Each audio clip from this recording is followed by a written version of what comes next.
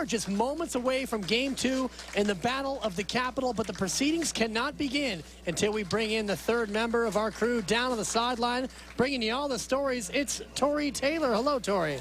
Thanks, Dan. You know, the game hasn't even begun yet, but there's already a surprise, and that is the weather. We were expecting temperatures in the 90s, maybe even the hundreds, but instead today has been overcast.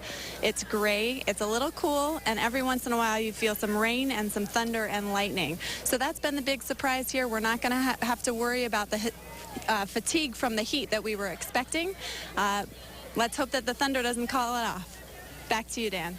Yeah, thanks, Tori. We have had some thunder and lightning. It was persistent throughout the opener, and it appeared, Darren, that the cloud cover might burn off, but so far here as we get ready for game number 2, the clouds are here. The thunder and lightning have gone away, but we're expecting to see some big-time thunder and lightning on the field here as these two regional powers get ready to clash for the first time. Yeah, you're exactly right. Granite Bay with their 4-4 defense, you know, they got to stop those athletic guys on the Pittsburg Pirates. You know, Pittsburgh themselves, you know, they have some athletic guys on their defensive side over there. They run that 4-3, so look for this to be a great football game. Should be a hard-hitting affair. Both teams in this ball game with state bowl game aspirations. In order to make it to the state bowl game, you have to win your section. Last year, Granite Bay, a tough luck loser, falling to eventual state champion Grant, 22-19 in the opening game of the postseason. Pittsburgh made it all the way to the section final before falling to De La Salle. So each of these teams looking for a big, kind of a trampoline victory here in week 1, trying to give them some momentum as they head into the meat of their schedule. Yeah, like we said earlier, this is a game that you usually see in December for all the marbles, you know. But this is the first game. Both teams are gonna establish a lot of momentum, whoever comes out on the victory side of this one. And for the winner of this game, they'll be able to look back in December and be able to say, we got a quality win on a neutral field back in September, something they can definitely show the committee. Well, we are getting set here for kickoff. It'll be Pittsburgh kicking off from our right, back to Granite Bay in the green to our left. So the Grizzlies will start out with the football. And it's Tracy Clark doing the kicking for Pittsburgh, taken at the 11-yard line, running right. Now cutting back is Corey Brem, and he tries to get to the 20-yard line, but not much doing for Brem as he is brought down, and we'll get our first look at the Granite Bay offense.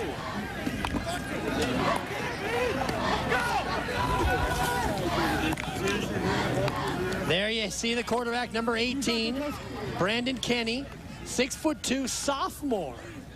Getting the start here, Darren, and a big game for your first game to take on Pittsburgh in your first ever varsity start. Yeah, it's a big day for Kenny. And he'll put it up on the first play from scrimmage, throwing it out, and it's caught on the right side. Ian Rhodes makes the catch, and that's a first down right away. Nice play on first down from Kenny. There you see the Granite Bay men up front. Gieser, Sviba, Lyon, Nelson, and Gavin Andrews, the right tackle. Travis Nicholas is the fullback. Devontae Bolton, we talked about, the halfback. And then Brem, Rhodes, and Kasner, your wide receivers. We already saw Rhodes make the first catch. First and 10, it's a give now, this time to Brem, running left, cutting back, shakes a couple tacklers, and gets additional yardage. Cody Brem with a nice gain on first down.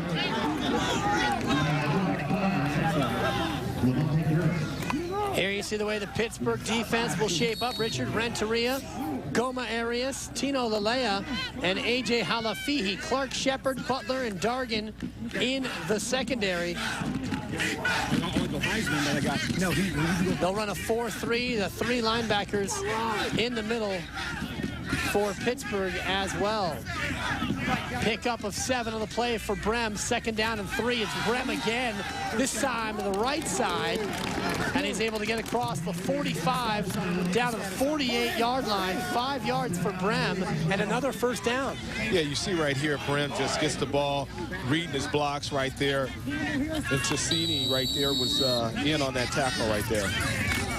number 31 for the Pittsburgh Pirates. Granite Bay on the move to the 48-yard line. 1st down and 10. They'll shift the formation to the right side. Matt Kasner, the tight end. Now motion from Danny Thomas to throw. To the left side, complete. Out across the 50-yard line, Ian Rhodes with his 2nd catch of the ball game.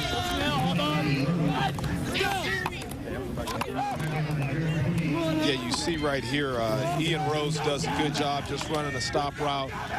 I mean, I'm sorry, a quick screen there, and he gets the ball up the field as he gets tackled right there. I like the motion there. I like what Ian's doing. He's getting the ball downfield, dropping that shoulder, trying to get some yardage. It's time to give is to Brem, and the Pittsburgh Pirate defense that time able to penetrate and make the stop. Tino Lelea, the big man in the middle, you'll hear his name a lot. One of the key interior defenders for the Pittsburgh Pirates. Yeah, that was a nice run by Brem. You see, something Coach Ernie Cooper talked about then is establishing the run. They had to establish the run today, and you can tell he's definitely trying to do that right now. Brem, 3 carries for 14 yards here on this drive. 3rd down and 4 for the Grizzlies. Keeney, step back and throws it. It's tipped and incomplete. Matt Kasner was open on a little delay route from the tight end spot. Kasner with a big opportunity here. So you see Kenny right now, he's just trying to get it down. He threw it on a line. Probably should have put just a little air on it to give Kasner a better opportunity to catch that ball, Dan. Keeney 2 for 3 on that drive, but that's the big one that he wishes he could have back. Matt Kasner, the tight end, wide open down the middle. But that will force a punt from Granite Bay. Chris Campbell will do the kicking. And Dargan back on his own 5, bobbled, and now he's in trouble. He's going to try to run for it, and he will have the 1st down. A broken play from Chris Campbell, the punter, but a heads-up play for the young man. They got a 1st down. Yeah, he just dropped the snap, you see right there, but Campbell had the whereabouts to just take off and try to get to the outside. It seemed like he knew where that 1st down stick was and just ran to it and got the 1st down. That was a great run by him. Gets it all the way down to the 38-yard line. Jarek Page of Pittsburgh had a chance to make the tackle in the backfield, but a great play from Chris Campbell keeps the drive alive. 1st and 10, it's an inside handoff, this time to Travis Nicholas, the fullback, and Nicholas able to get about 2. I like what they're doing, trying to establish the run, you know. Nicholas, Bolton, you know, he's giving the ball to a lot of people right now. Brem, just trying to see what they can do and see what Pittsburgh is going to do defensively. And different looks as well offensively. This time it's 2 receivers left, including Devontae Bolton. 2nd down and 8. Keeney to throw, and it's caught. Nice catch down the left side by Ian Rhodes. Had to go up high to bring that in, and that'll be good for 10 yards and another 1st down. Yeah, you see right here, Kenny was just getting that ball out there to Ian Rhodes, a 6'4", 190-pound senior. At that frame, Dan, you know, at 6'4", you know, that ball was a little high, but Ian was able to pull it in. 3 catches for Rhodes, 25 yards. And Granite Bay approaching the red zone. This will be stopped before Devontae Bolton gets his 1st carry of the year.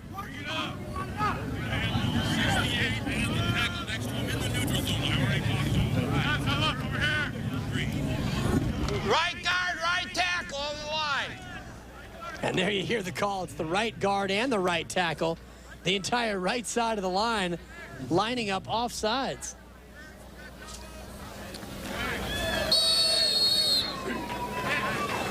So 5-yard issued against Granite Bay. 1st and 15 at the 31. It'll be Bolton, 1st carry, and he's put down in the backfield.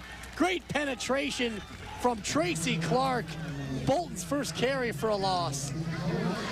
Yeah, Tracy Clark came up from this cornerback spot. You see right here, Bolton. It's the same play they called before this one, and Tracy Clark knew what was coming, it seemed like, and he just was in the backfield and tackled Bolden in the offensive backfield there. Coach Galley says Clark plays with a chip on his shoulder, 5'10" senior, and he brought the chip on that play. 2nd and 18. Keeney rolling right, looking downfield, has a man, it's caught and juggled. And they're gonna rule it was a catch down the right side by Corey Brem. A nice play. You see Kenny just rolls out right now, throws the ball downfield. Brem, great catch by him. Keeps his feet in bounds, and here's another angle of the play. Kenny just rolling out, nice throw, hits him in stride. He gets out of bounds, 1st down Grizzlies. Brem takes it all the way to the 18, a 20-yard pickup for Brem. Now a run, Corey Brem left side, and Pittsburgh does a nice job of stringing that one out. Jeremy Wiles, the highly touted linebacker, makes the tackle for Pittsburgh. Did Jeremy Wiles chase that down? But you see Corey Brem there, the 6-foot, 180-pounder. He's running with the ball, Dan. He's catching passes. He's doing a lot for his team right now.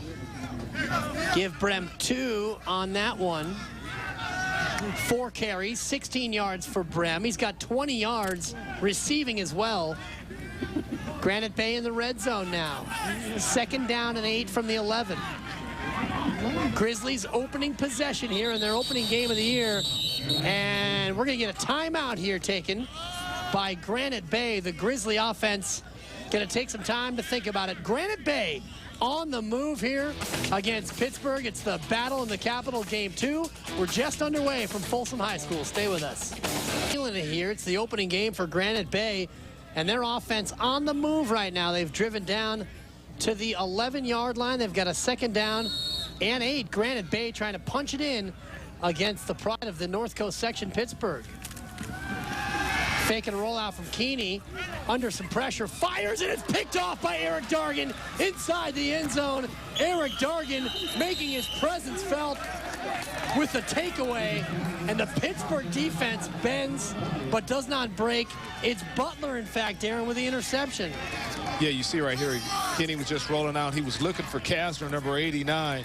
He should have ran with that, but he threw that one, and you see right there, Butler was able to step in front of it, tried to put a couple of moves there on Bolton, but wasn't able to get by him. Javen Butler with the takeaway. Very fast, 6', 185-pound junior.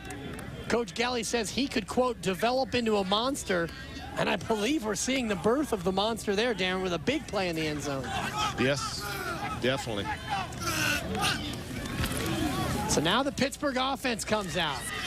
And quickly the swing pass out to the right side.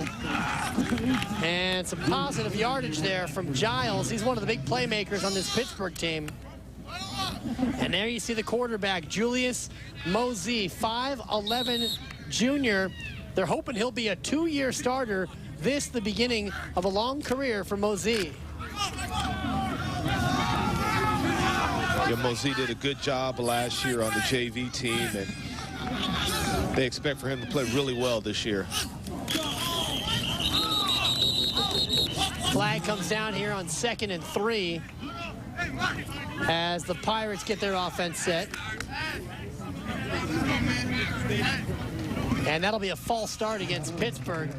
You know, penalties a big factor last week, Darren, in Pittsburgh's victory over Burbank. 21 penalties for the Pirates last week. There you see the men up front, Hurtado, Halafihi, Alvarado, Wiles, and Terrence Scott. The wide receiver, Sims and Giles, who already has a catch, Dargan and Wells, are your running backs. A throw from Mosey, and this one is incomplete. Looking for Terrence Polk that time. There you see the Granite Bay defense. Lopez, Ezet, Mendes, and Johnson up front. Granite Bay featuring that 4-3, and there you see the 3 men in the back, Angulo, Vaughn, and John Kendall.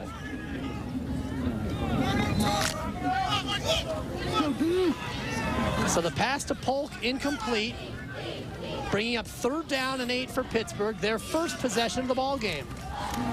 Mosey wants to fire, and this one is over the head of Terrence Polk. Streaking down the middle of the field, Brandon Gibbs might have been open down the left side, but it'll be a punt formation for Pittsburgh. Yeah, he was trying to get that thing to poke right there with Mosey. The thing he has to do is just calm down. First varsity game here, well, second varsity game here, and he's just working out some jitters here. I got you. Listen. And now the punt team will come out. It'll be the ultra-talented Robert Giles coming on to do the kicking for Pittsburgh. There you see the man, big-time playmaker for Pittsburgh. 4.45 40-yard dash, although it won't come into play here. Giles punt taken by Andrew Knapp along the left side. He's got some room up the sideline, and he is smashed out of bounds inside Pittsburgh territory. We got a flag down on this play. I like Knapp right here. You know, he gets under that ball. Nice catch, breaks that first tackle, continues to run. There was a late hit out of bounds right there. Looked like on Grigsby, number 28. Well, there's also a flag back near the line of scrimmage at about the 12-yard line. So we'll see how this one sorts out. So far, a field position battle favoring Granite Bay in the early going. 60, 43, holding on the return, so it goes back. Still your ball. Jim Waldman breaking it down. No need for you or I here, Darren. Get together, guys. Jim just laying it out. It's going to be a hold on Granite Bay. They will keep the ball.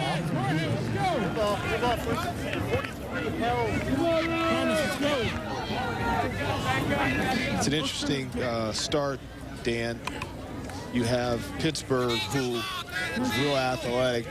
They're playing a little nervous right now. And you got Granite Bay, who looks like that well-oiled machine already. Ball boy! What do you need? Ball boy.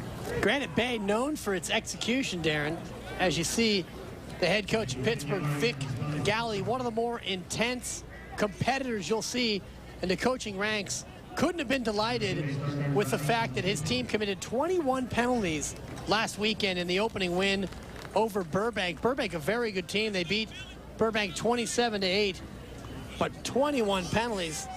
Tough stuff for Pittsburgh last week. And 8 of his 24 losses, Dan, is to guess who? De La Salle. So he's won a lot of football games in that NCS.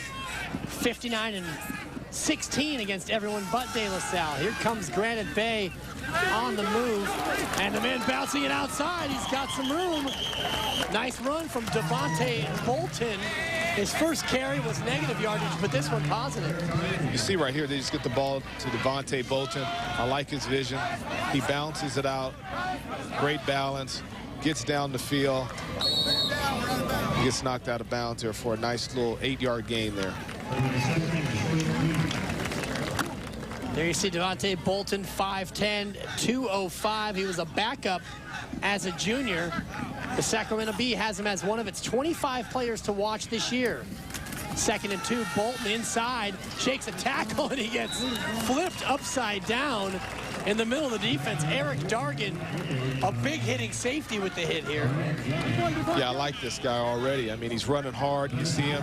He keeps his eyes up the field. You see Dargan come up there, and he just takes the hit, and he's going forward, Dan. There you see Eric Dargan with a very low pad level on that play. He's being recruited by many Pac-10s as a safety. 1st and 10 back in Pittsburgh territory. Pass is complete to Ian Rhodes, and that'll be good enough for a first down. Keeney to Rhodes. Big time combo for the Grizzlies early. Yeah, I was watching Keeney. Look at him right there, throw the ball to Rhodes. Rhodes was running that stop route and warm-ups. He was doing a great job just getting his shoulders down and coming back to the ball.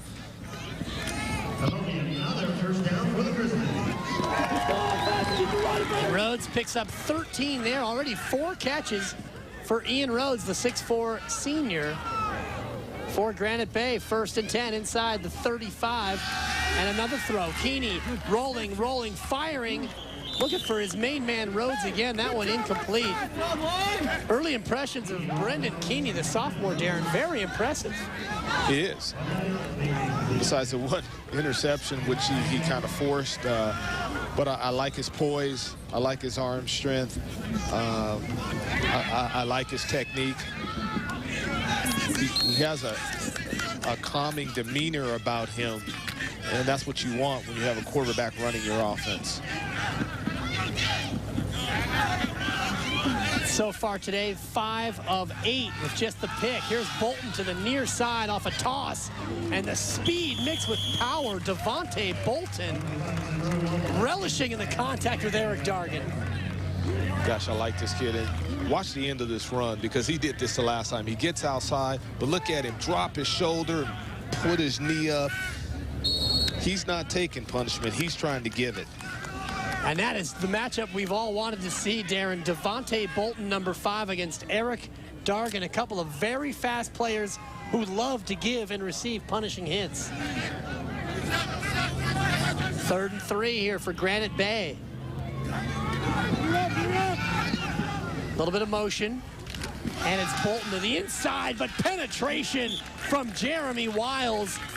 5'10", 220-pound linebacker. This guy can wreak havoc for Pittsburgh. And that's why a lot of people say that he's special. And you're going to see right here, look at number 54, read that play. He's in the backfield.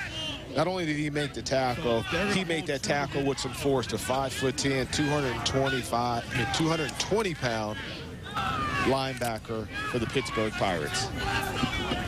That's a loss of 1 on the play, and that's going to bring up 4th down. Granite Bay going to go for it. They need to get to the 25-yard line to get it first. It's a pass, and bodies colliding, and a flag comes down on the play. You saw Matt Kasner, the tight end, try to slip through and get open, and he was bumped on the play by Butler and Dargan, and that'll be PI against Pittsburgh. Yeah, you see Kenny right there, nice fake. He's trying to get the ball downfield to Kasner, but you see there Butler and Darnigan just kind of mauled him there. Good little quick play action on the play from Brendan Keeney, faking the dive and then going up top for Kasner. We'll wait for the official call here. It should be enough for a first down. Just say, hold it. Sideline warning, Granite Bay. Sideline warning. There you see the sideline warning from our referee, Jim Waldman. There's Coach Cooper talking about where to keep the sideline personnel. Ernie Cooper in his 14th season. Look at the record, Darren. That looks like your arena football record. Impressive. Very impressive. The only coach the school has ever had, Dan. And I can see why. He's a real disciplinarian coach. And you see the replay right here. You see Bolton just hitting the hole and putting his head down and getting what's there. Able to pick his feet up and get 6 yards. So a heavy dose of Devontae Bolton here on Granite Bay's second drive. 2nd down and 4. Toss to Bolton. Short side. He cuts it back, and he is upended.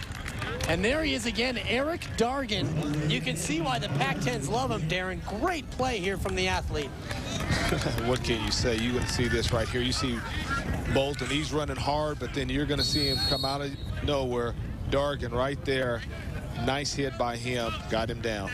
That's some straight MMA moves right there. Wow, at 6 foot, 205 pounds, and he can run. Amazing athlete. Another key play in the red zone here for the sophomore quarterback, Brendan Keeney. 3rd and 3 inside the 10, and that's going to be a penalty. Costly penalty against the Grizzlies here.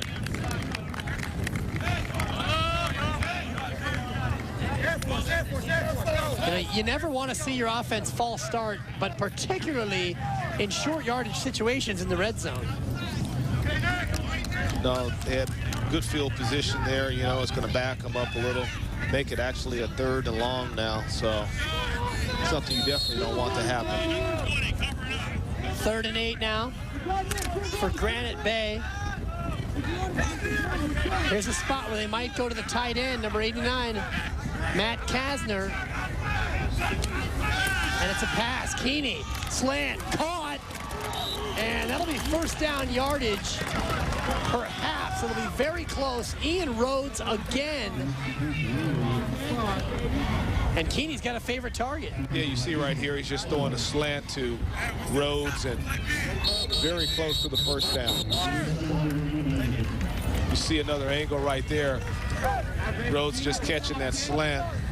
And number 22, Tracy Clark, brought him down. Was trying to get him down before he got the first down. They're going to bring the sticks out here. This one will be very close. They had to gain inside the 9, I believe, to get the first down.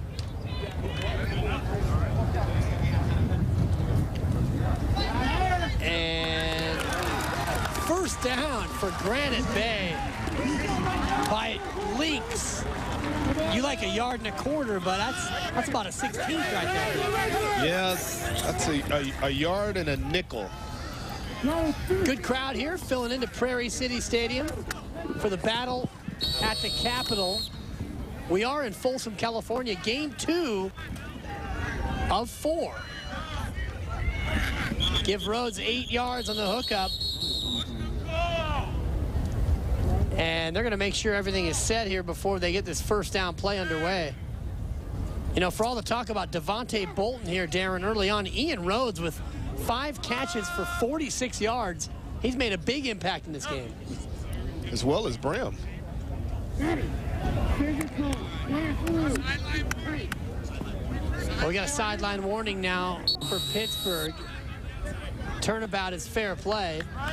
Making sure the kids stay at least, I believe, 5 yards off the sideline. They don't have that get-back line, Dan. We talked about it earlier in the earlier game. They need the get-back line. Well, they've got a very faint dotted line, but, you know, these exuberant young kids playing on live television, you may need to go with the police yellow tape, or perhaps the electric fence. Or the caution cones. Kids will be kids. Well, it's going to be first down and goal from the 4-yard line for Granite Bay. They have dominated this first quarter, but they're yet to score. Bolton inside, cutting back, but the Pirates defense sniffed that out. Terrific defense there on the goal line by Pittsburgh. You're exactly right. You see a lot of guys from Pittsburgh. You see Bolton gets the ball, boom, he tries to bounce out there. And you see there's that matchup again. Number 3, Dargan, coming up to make that tackle there. You know what, Dan? They talked about how he can cover people and he made plays in the defensive backfield. But I'll tell you what, he can come up and lay a hit too now. He's a stout kid back there. Coach Galley said that Dargan has a mean streak, and you're definitely seeing it here on this drive. Second down and goal now for the Grizzlies. They go to the quick hookup, and it's broken up. They were trying to find Tanner Holt. This ball might have been tipped here, Darren. Yeah, you see right here, he's throwing that ball out there, and you see number 19 comes in there, Shepard, and made a nice play to knock that ball down. Clay Sears also in the pattern for the Grizzlies. So Granite Bay throwing to a number of different receivers here in the first quarter. Third down and goal now. Pittsburgh hoping to stay stout again from the 4-yard line. The throw is behind and incomplete. They were trying to go back to Tanner Holt. Good one-on-one coverage on that play. And credit Jordan Shepard for breaking this one up. Yeah, they were trying to go back to Holt there on that slant. And you see Shepard, well, the ball was kind of behind Holt there, but Shepard would have had could have got a hand in there possibly if it was a good throw. So it looks like Granite Bay is going to come on and settle for 3 points. Tanner Holt will be your holder. Adam Angulo to come on and try a glorified extra point here. 20-yard field goal to give Granite Bay the lead. Good snap, good hold, good kick. And it is good. And the Grizzlies score first with a 20-yard field goal. 1 quarter of football almost in the books, and it's Granite Bay that strikes first. They lead Pittsburgh 3-0 in the Battle of the Capitol. Welcome back to Folsom High School. Some of the folks here settling in for game 2 of the Battle at the Capitol. Granite Bay has dominated the time of possession, Darren, but just 3 points to show for it here through just about 1 quarter of play. Yeah, Granite Bay has like 24 plays to Pittsburgh's 3, and anytime you control the ball like that, you're exactly right, Dan. People would say that you're controlling the game. But ultimately, the only control that matters is that on the scoreboard. Yeah, 3-0. Pittsburgh got the big interception to stop Granite Bay from going in for 7 points on that first drive. And it's an onside kick, and they will wait long enough to recover it. Granite Bay pulling out the trick play, and they're able to recover the onside kick uncontested. Danny Thomas, number 36, and there wasn't a Pittsburgh Pirate within 5 yards of this ball, Darren. No, they just took off running back to get their blocks. You see right here, that front line takes off one kid, but he's not attacking the ball. Then he gets blocked. That was a nice recovery. And they let it go 10. That was a big thing. They had the whereabouts, Dan, to let the ball continue to roll and then fall on it after it went 10 yards. That's great coaching by Ernie Cooper right there. And a nice kick by the kicker who got that ball to go 10.25 yards, just far enough for the Grizzlies to recover. And so the offense back on the field again a third time. This time it's a little cutback, design cutback, flag down in the backfield. This may be a face mask. Devontae Bolton on a designed cutback run, but not much doing on this one. No, Tracy Clark is in the backfield. Green, 57. Real quick. You see right here, Tracy Clark is right there, made Bolton bounce that thing out, bought time for his... 57, huh? And it looked like a face mask right there by Clark there on that tackle, but by him making him bounce outside, it bought time for his friends to scrape outside to make that tackle. They're going to get John Gieser, number 57, with a hold, 6-footer, 215-pound tackle. And there you see Devontae Bolton, a little bit shaken up after that run. Watch it again, Coach. See if his neck gets bent at all in this. He hits him in the throat right there. He didn't get the face mask. I thought he did. Like he got hit in the throat possibly. So a long first down now as we come back live, and a throw out for Ian Rhodes is high. Rhodes unable to bring it down. That was on a first down and 21-yard play.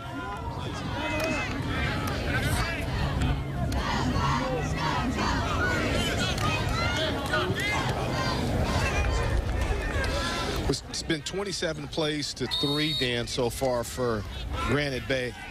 Obviously, they got the onside kick, but they've really controlled the line of scrimmage. Their quarterback has played well as far as just controlling the game offensively. And you're right, Rhodes and Brim have played big-time parts in their offense, keeping control of the football.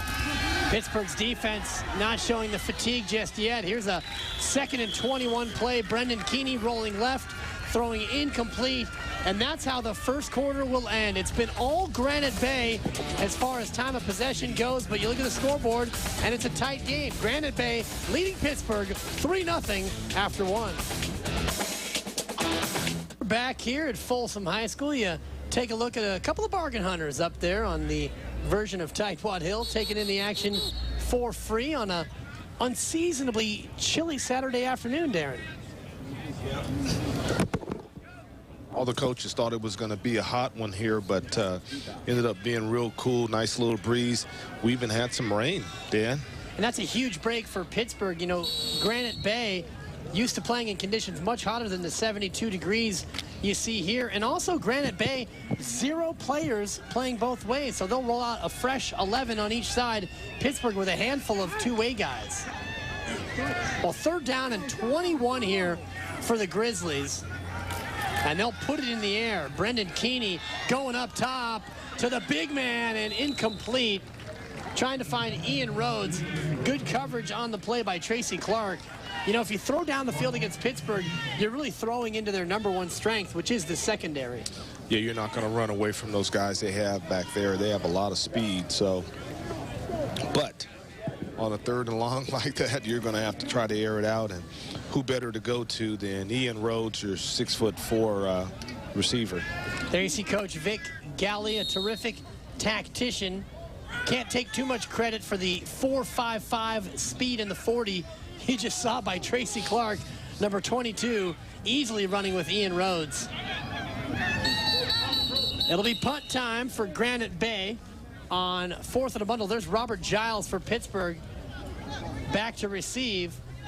And you want to talk about speed. Robert Giles, incredibly fast for Pittsburgh. We'll step aside before the punt. It's Granite Bay with a lead in the Battle of the Capitol. Game 2, they lead the Pirates 3-0 on Comcast Hometown. We're back to Prairie City Stadium where Granite Bay is going to be forced to punt here. 4th down and 21. And you can't just kick it anywhere. Kicking to a very dangerous Robert Giles of Pittsburgh, waiting back about his 15-yard line. It's a low kick. Giles will take it on a fly at the 24. He shakes one man, and he slides forward out toward the 40-yard line. He gets to about the 38. A 14-yard return on the play off a nice punt from Chris Campbell. Yeah, number 55, Charlie Gordon, was in on this tackle. You see Giles right there, nice block. And just a host of Granite Bay Grizzlies tackled the 5'11", 195-pound senior Robert Giles.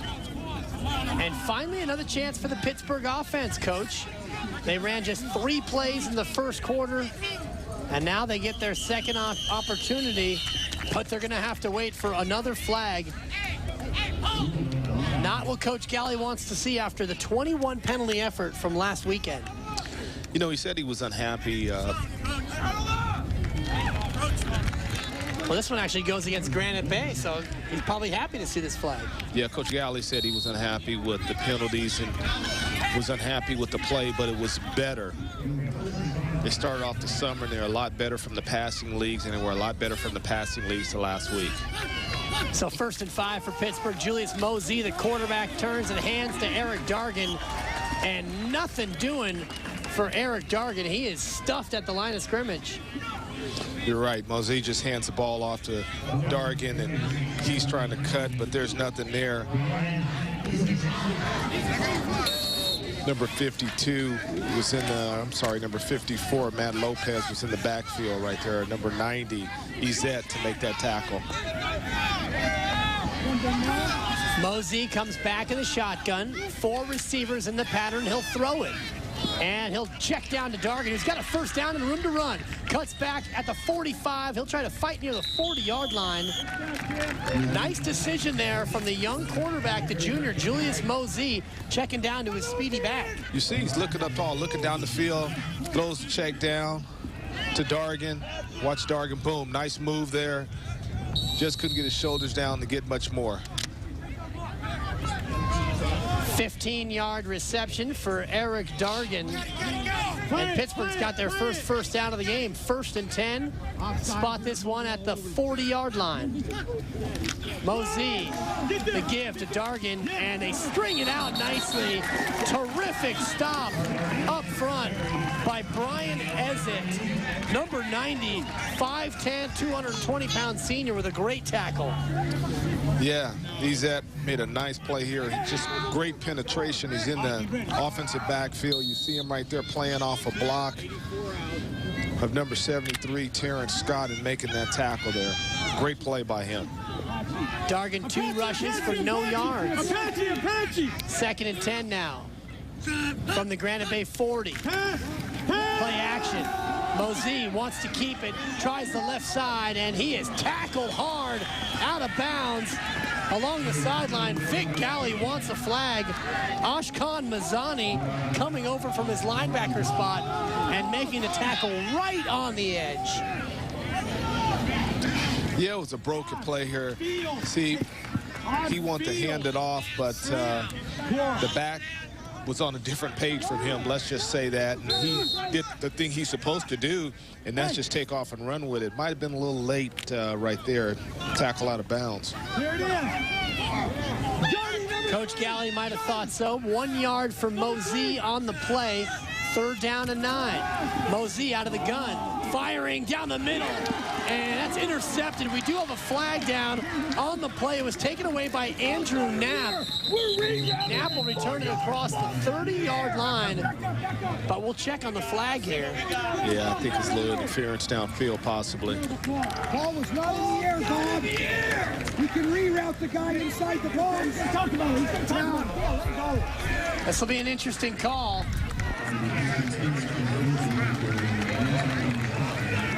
See Mosey right here looking downfield, throwing the ball, and you see the receiver falls down right there and was pushed down. So as you see Knapp right there trying to get extra yardage on that return. A couple of big penalties here against Granite Bay, allowing the drive to continue. Julius Mosey's pass intercepted, but Pittsburgh will keep it because of the penalty. Not only that, the infraction moves the ball inside the 25, down to the 24-yard line. 1st and 10. I formation for the Pirates, and they give to Dargan. Right side, Dargan running, wants the corner. He got the corner, but it's because of a holding penalty, and this one will come back. Unfortunate play there on the hold because Dargan might have had the corner anyway. Yeah, they call Robert Giles number 6. You see right here, Dargan is trying to get around the corner. Actually got around the corner, but only because you see the hole right there. That's what they called right there. They called the hold. Hands were inside. Had a handful of jersey there. Adam Angulo, the defender, on the play. Giles unable to break free from him. That'll move the ball back to just the 28-yard line.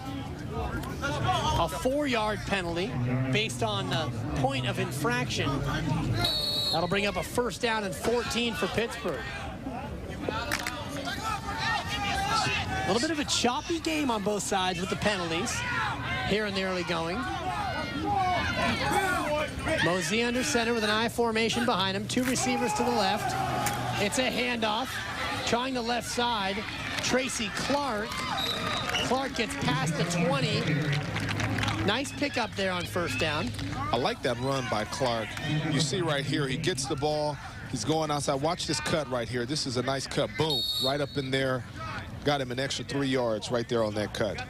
That was nice by the 5'10", 172-pound senior, number 22, Tracy Clark.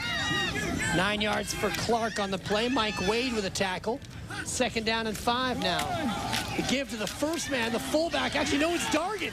Dargan cuts back. 5, touchdown. Eric Dargan took the handoff, cut to the left, and went in from 19 yards out for the touchdown, and Pittsburgh has the lead.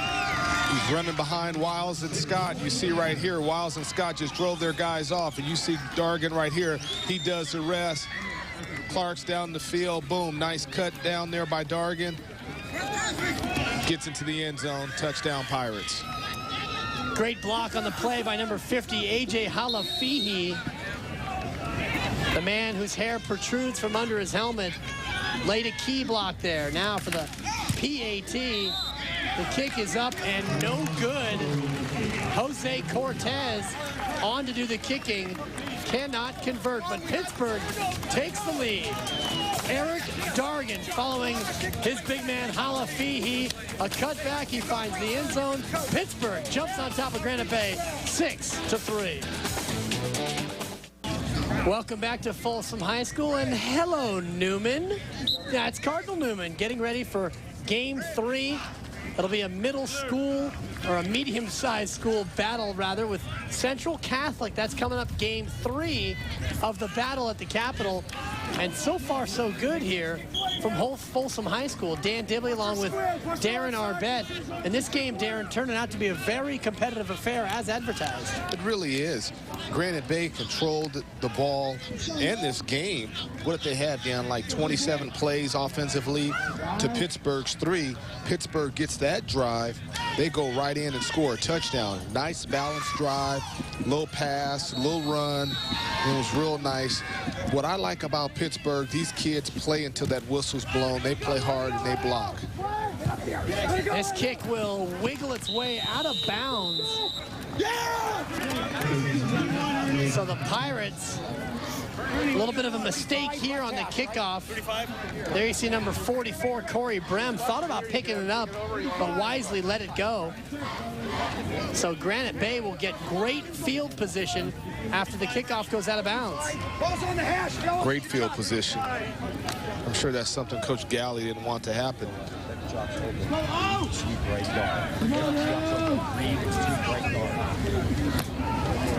There you see coaching staff for Granite Bay.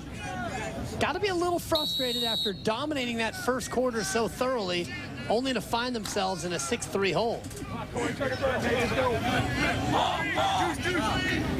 The thing about Pittsburgh, though, they can explode on you at any moment. Brendan Keenan, the quarterback, hands it off on the end around. Corey Brem, the ball carrier. Not much there for Brem. No, number 54, Wiles, made the tackle. You're going to see Brem right here. He's going to cut it back. You're going to see number 54 right there. Grab him down low and finally pull him down to get the tackle. Give Brem 3 yards. 5 carries for 19 yards for Brem. That'll bring up a 2nd down and 7 for Granite Bay. Grizzlies mixing up the formations here as they'll bring Brem in motion. It's play action. It's Keeney rolling right, firing downfield, and it's picked off. Eric Dargan again, stepping in front for the interception.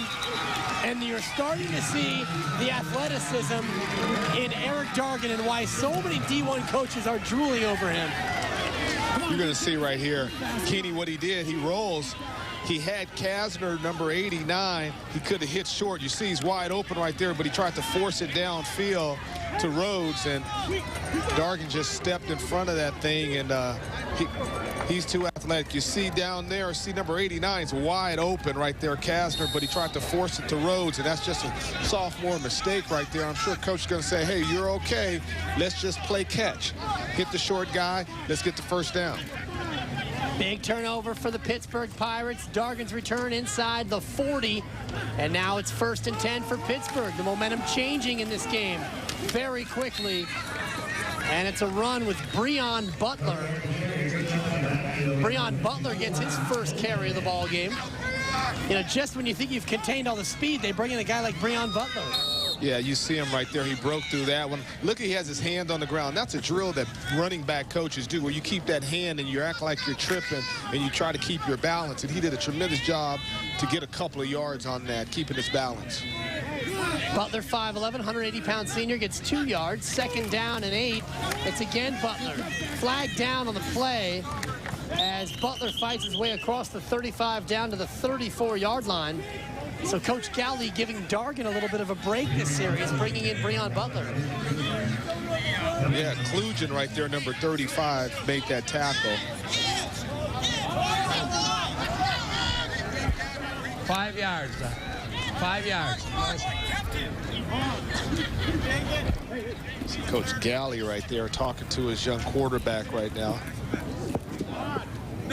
Kids got to love playing for him, Dan. He's just, you know, he's just a great guy. I think he understands what it's like to be their age, and he treats them with a lot of respect. And the thing I like about him, he tries to get these kids to the 4-year colleges. He's on them about their school, about discipline, the whole thing. He's a great coach. The whole package out in Pittsburgh, indeed. 2nd down and 13. Mosey pass is broken up. Terrific defense there by Andrew Knapp, coming over the back of Robert Giles and breaking it up. Yeah, you see Mosey rolling out right now, tries to get the ball to Giles, and you see Knapp does a good job jumping up and hitting that ball.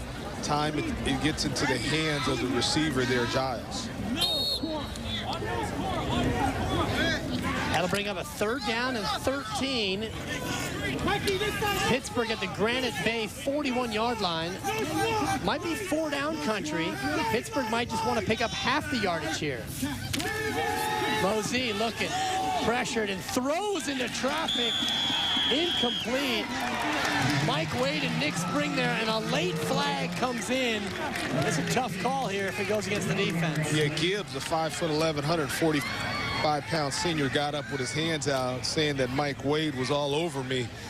And I think he got to see Mosey right here.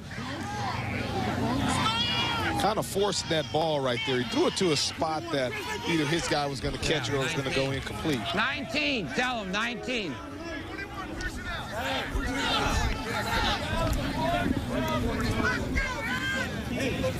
Well, they're going to get Nick Spring here, Darren, with a pass interference call. Real close one.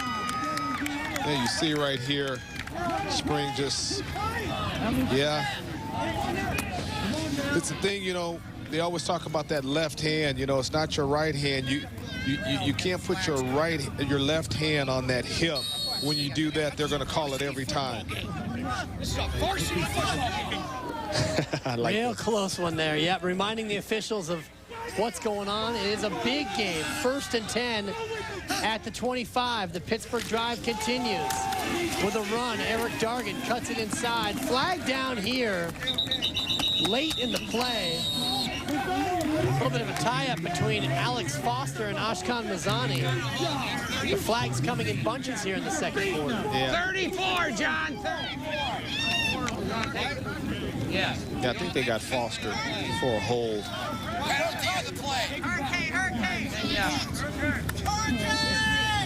34, John. We're going to take it back. Right. Indeed, they're going to get a holding call here on Alex Foster. Foster coming in to do a bit of the blocking for Dargan, so that'll negate a 1st down run. Bring the ball back to the 37-yard line. Still 1st down. Swing pass caught by Giles. Cuts it back inside.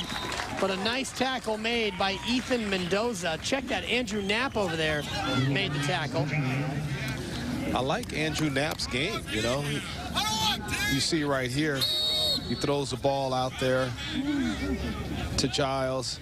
Giles does a nice job. And you see, he came up, and Andrew Knapp, I like his game. Came up, made a nice sure tackle there. 6'1", 170-pound senior. Heck of a baseball player, Dan. 2nd down from the 33, pressured. Good check down, but a big hit over the right side. Reed Dobson rotating up and just pummeling the receiver. You see right here, Mosey is just trying to set up the screen right there to number 22, Tracy Clark, and Reed Dobson. It was like he was in the huddle with him. He put his face mask right in his chest and depleted him there and got it down. Loss of 2 on the play. Big hit by Dobson. Brings up 3rd down and 19 for Pittsburgh. High snap. Mosey handles it. Rolls. Throws. Intercepted.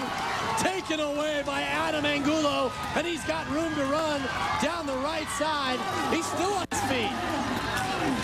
And Angulo finally brought down near the line of scrimmage. But a big turnover from Granite Bay. Yeah, I'm sure the coach, when he goes to the sideline, you're going to see Mosey right here rolling out. All the coach is going to say is why. Why?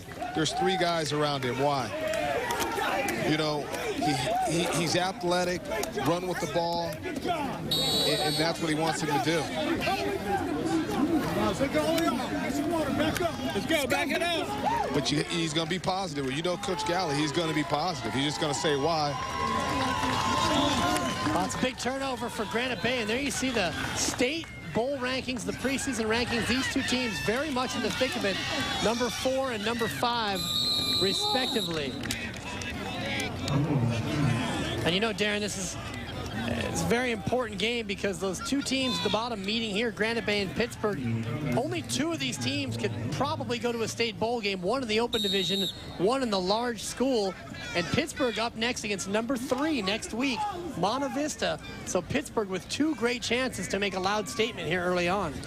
You know, that's the thing. You want to schedule these games because once you get in the league, that's what was happening with this new system. You know, in your non-league schedule, if you didn't get enough points, enough power points, it was hurting these teams from, even if they won their section, they weren't getting into that bowl championship series. 2nd down and 9. The Grizzlies try the middle of the Pirate defense again. This time it's Travis Nicholas. Not much doing.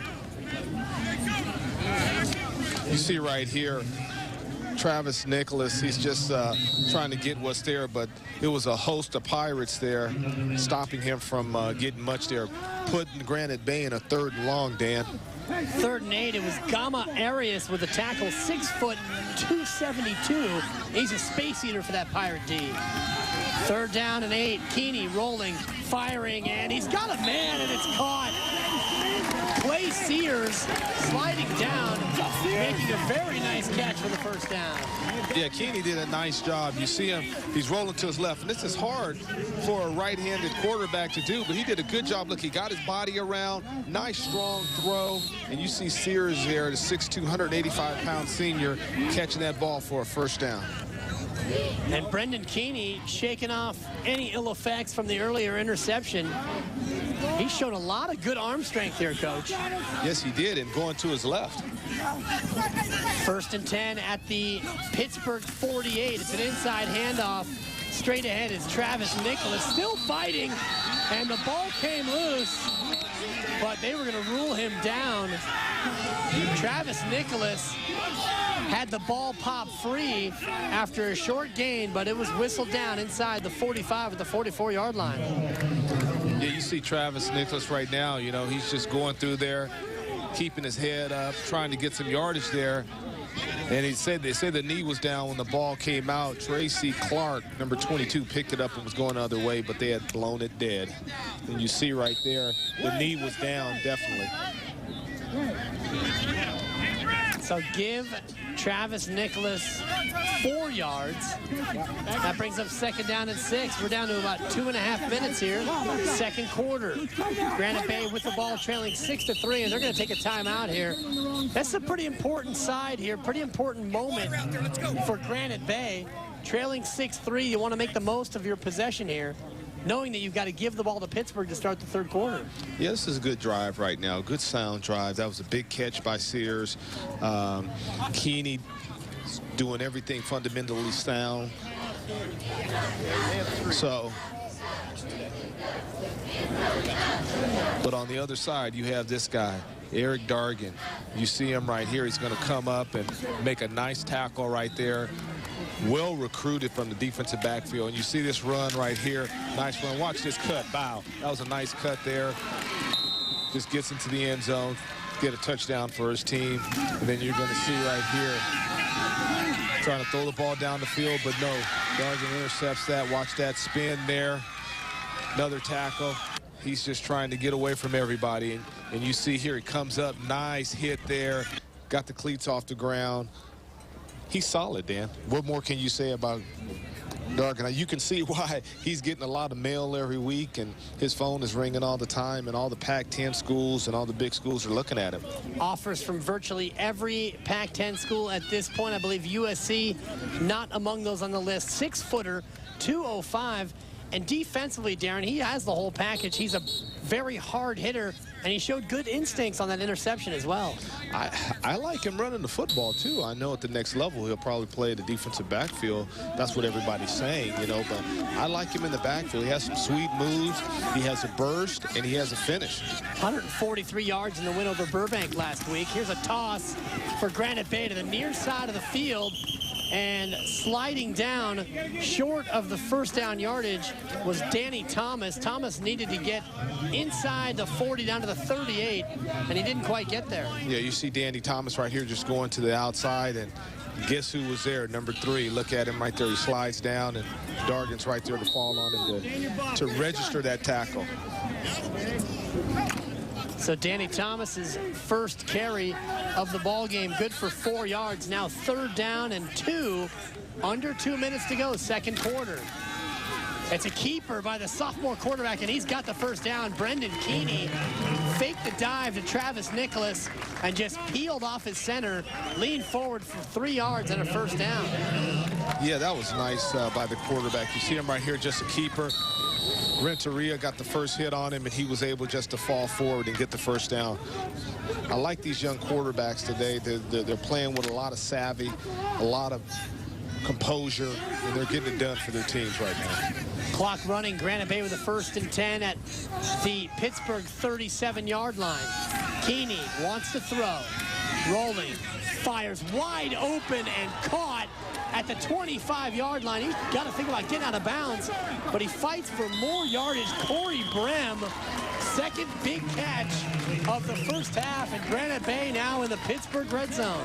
Let's hit rewind. You see him, he's rolling out. The last time he did this, he threw an interception. Who did he hit? He hit the short guy right here, who's wide open again. Didn't try to go deep with it. First down for his team. As you see Brem right there, just that second effort. He's moving his feet, dipping his shoulder. Got a few extra yards there.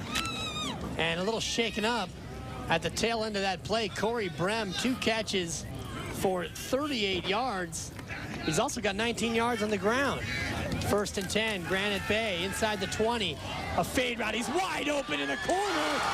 Ian Rhodes, touchdown, Granite Bay.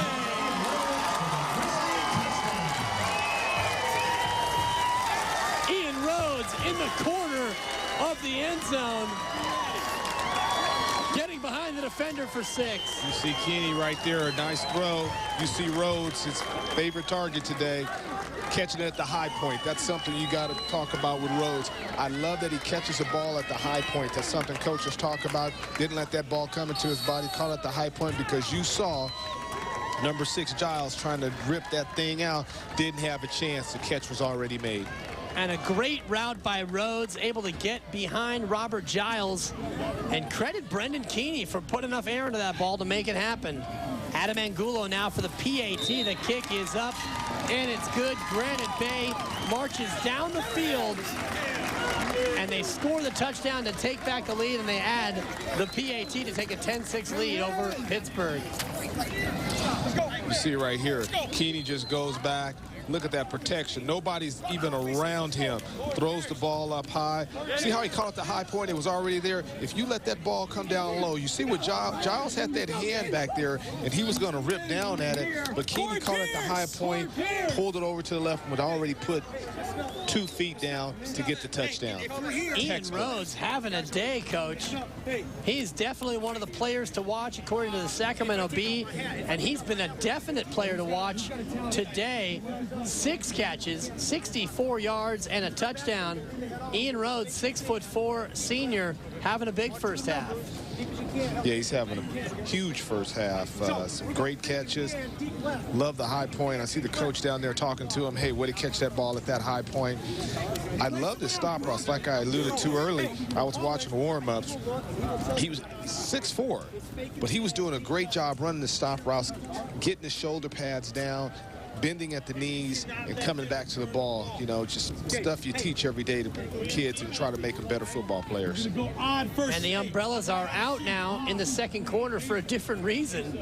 We had the umbrellas out earlier, Darren, for a little light rain, but the sun is out here, and things starting to heat up at Folsom High School. Game 2 of 4. It's the battle in the Capitol. Game 1 going to the Sacramento area schools. Franklin with a 28-10 win over Sacred Heart Cathedral. Granite Bay trying to make it 2 straight for the Sacramento area. Pittsburgh can strike back at you at any time, Dan. Like Coach Galley said, they're young on the offensive line and the defensive line. They're inexperienced there, but the thing he said he has is wide receivers and DBs and running backs. He's strong there. We'll see if they're more aware for a possible onside kick here. This time the ball will be driven deep and well deep into the end zone and beyond. Adam Angulo showing you the versatility in kicks.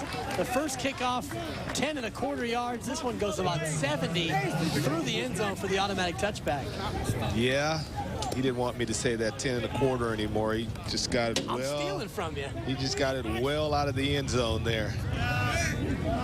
And as we mentioned in the earlier game, automatic touchback in high school if the ball breaks the plane of the end zone. And there you see Vic Galley and his Pittsburgh offense.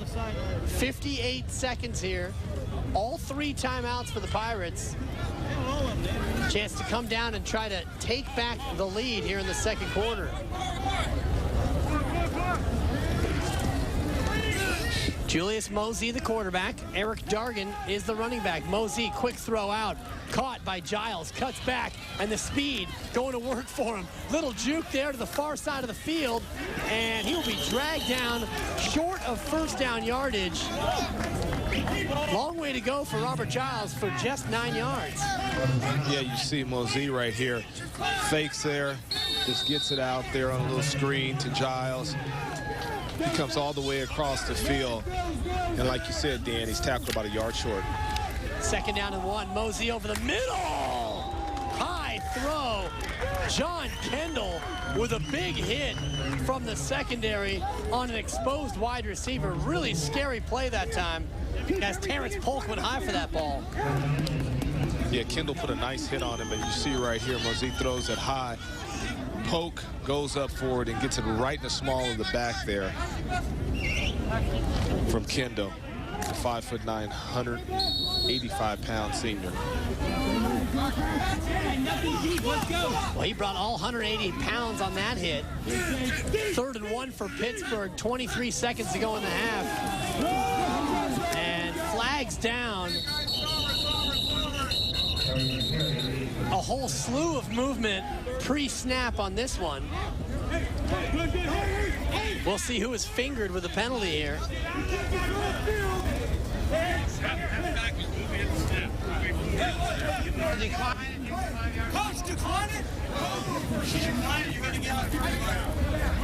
Take it. It's offsides on the offense here, Coach, and that'll bring Pittsburgh back to their own 24-yard line. And that will bring up a 3rd and 6, just 19 seconds to go here. And you got to wonder how much of a risk Pittsburgh wants to take here at the end of the first half. I think he just has to get the ball into these athletic kids' hands. Just let them run with it. 3 receivers split to the far side of the field. Robert Giles among them. Ran out. And the half is going to run out there. Vic Galley in Pittsburgh, unwilling or unable to get another snap off as the first half ends. Granite Bay with a 10-6 lead here, Darren, after 2 quarters.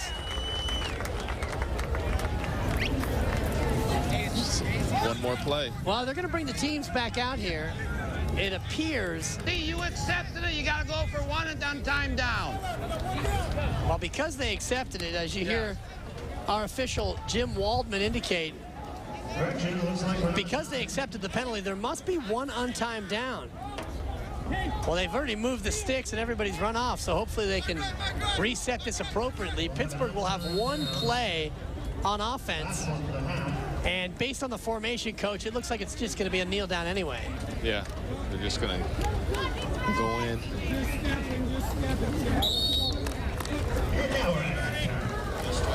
So Julius Mosey is going to lose a yard on that play. Now 2 rushes for 0 yards on the half for Julius Mosey, but a terrific half of football so far, Darren. Granite Bay dominating the first quarter of play and time of possession.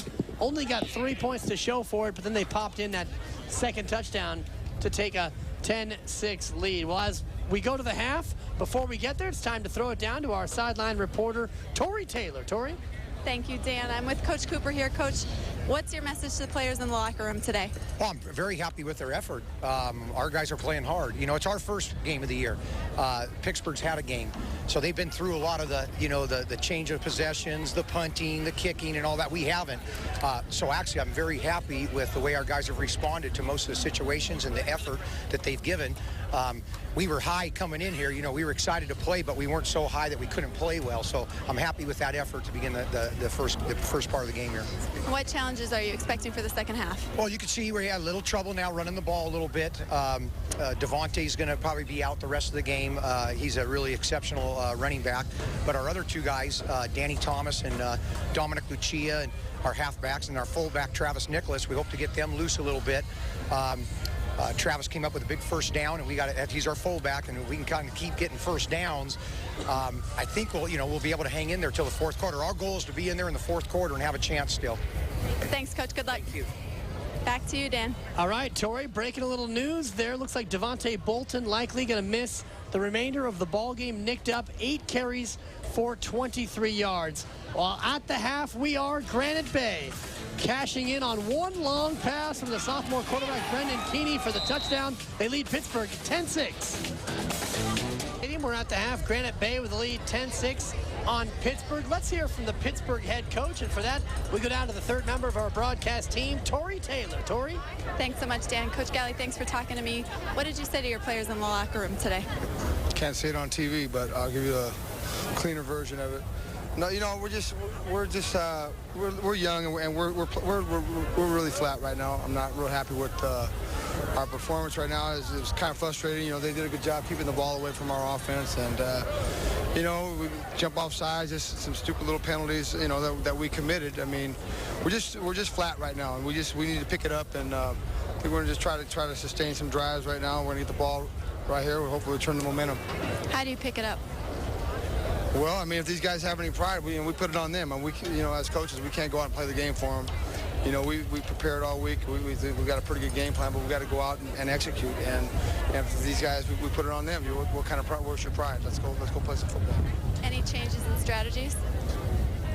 You know, I think we're going to go into some bigger sets, and we're going to run the ball a little bit. We're going to try to pound the ball a little bit. You know, I got a young quarterback who's going to be good, and I think he's a little shaky right now. So try to get his feet underneath him and try to get some confidence and get this thing going. Great. Thanks so much for your time, Coach. Good luck. You got it. Thank you. Back to you, Dan. Thank you, Tori. I appreciate Coach cleaning up and relating to us what he might have said in the locker room. Knowing Coach Galley and seeing his team down 10-6, Coach Arbet, I can only imagine what he would have said to the youngsters to try to motivate him here for a very important ball game here in a very important second half. Coach Galley doesn't need any Red Bull or any coffee. He's just a hyper guy, and he's full of a lot of energy early in the morning, afternoon, or late. And I'm sure he went in there and he gave it to him, like he said, his version of what he thought of the first half. And these kids are used to him. They've been with him all summer. Like he said, the team has improved from spring to the summer and from summer to the first game. So he's looking for a huge improvement, and he probably told them, hey, we've already made a lot of jumps. Let's continue to make jumps and come out this second half and play the way we know we can play. And he's telling his quarterback, hey, play within yourself. There you take a look at some of the Granite Bay kids. The captain's out for the second half meeting, and Devontae Bolton, a man who we may or may not see in the second half, he is out for the captain's meeting. You heard Coach Cooper on the way off the field at halftime talking about the fact that Bolton may not be returning, so we'll keep an eye on him. Here it was at halftime, Devontae Bolton, coach, trying to kind of shake out the kinks in what was a very physical, hard-hitting first half. Yeah, it really was. You can't tell what it is there. I know the ankle looks like it's taped, but hopefully he can play in this game. He's definitely a very, very talented young man and a great player for this Granite Bay Grizzly team. He's an explosive player, 5'10", 205. He carried the ball 8 times in that first half. He got 23 yards on the ground. And it's tough if you talk about Pittsburgh, Darren, and the defensive line. The whole front seven from the Pittsburgh Pirates are brand new. it's difficult for Coach Galley, or for any coach for that matter, to roll out a brand new starting front seven and expect them to perform at a high level here in September. Yeah, but these are the years you remember as coaches, you know, when you come into it and, you know, you got to coach them up and you watch the kids grow and go from kids who their eyes are wide open that first game to guys who are poised and getting it done. And things do not get any easier, Coach, for Pittsburgh. Next week, they've got to play at Monte Vista, the team that was a preseason #3 team as far as the Northern California Bowl rankings go in the large division. After that, they've got to take on Berkeley before beginning an always tough Bay Valley Athletic League schedule. So for Coach Galley, there's really no respite on the horizon. But that's year in and year out. He doesn't duck anybody. His schedules are as tough as they can be, and that's what he expects, and his team knows that. He expects a much better second half than that first half from these guys. Adam Angulo with the kickoff taken just in front of the goal line. And Pittsburgh will go on offense. That was Breon Butler on the run back. He got about 20 yards. Well, Pittsburgh, Darren, really hasn't had the ball enough to establish much offensive rhythm. It's been their defense that's been on the field most of the day. Yeah, you're right. It's been the defense, but they're going to have some ball control here. Like Coach Galley said, hey, let's control the ball a little. Let's run, let's pass, easy stuff. Quarterback play within yourself. If you have to, nobody's open, tuck it in and run with it. That's why I have you out there. You're an athletic quarterback. There you see the quarterback, number 10, Julius Mosey, coming out. They huddle on the sideline. They come out in an I formation, and a flag flying immediately.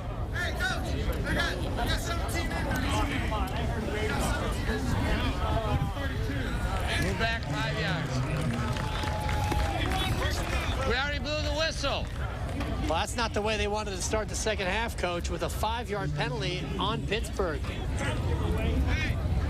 No, that's not the way they want to start it. I think they're going to get him for illegal procedure, so the Pirates now will have a tough task. First down and 15 from their own 18-yard line. I formation, and it's Dargan.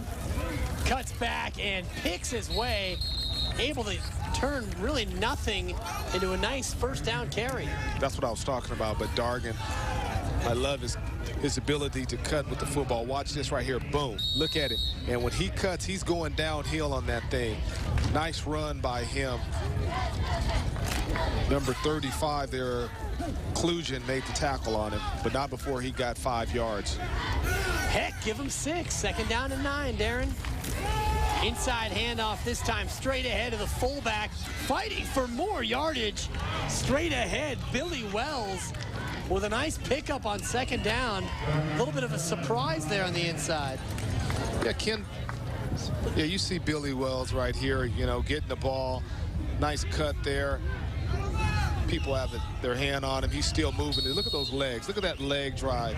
You see number 7, Mazzoni, come in as well as Kendall, number 20, to finish him off, though. 7 yards for the fullback, Billy Wells, in the play. Right tackle Terrence Scott, 270-pounder, had to hobble off after that play for Pittsburgh. 3rd down and 2. And they'll stay on the ground with Dargan, and he's able to use great balance and patience and just get enough for the first down. Another nice run from Dargan. Yeah, you see Dargan here, like you said, he's making something out of nothing. Look, nice hesitation there. Great vision. And you see Zed down there, number 90, on the bottom of the pile there with his feet, making that, coming up with that tackle. Dargan 5 carries for 28 yards. And that one good for a first down. 1st and 10 at the 37. Let's see if Pittsburgh stays on the ground. They'll throw it. Mosey, play action, throws high, and it's intercepted. Taken away by Andrew Knapp, and he's down the sidelines. Across the 30, a flag flies in late. But the inexperience of the quarterback, Julius Mosey, there, throwing high on the rollout, and it's another turnover for Pittsburgh. Block in the back. It's going to be Greensboro 19. It's a block in the back right here. You see Mosey, fake there, rolling to his right. Just threw that ball high. Just threw it too high, and I told you earlier, I like Knapp's game. I like Andrew Knapp's game, number 15.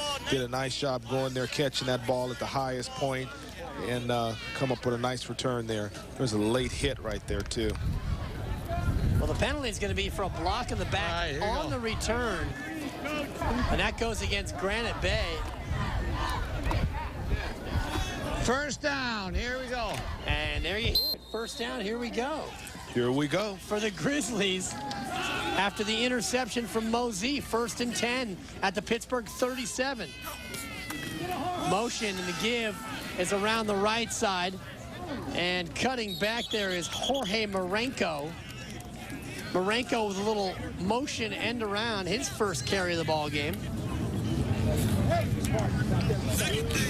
You see Marenko right here is just that fly guy coming in motion, getting the handoff.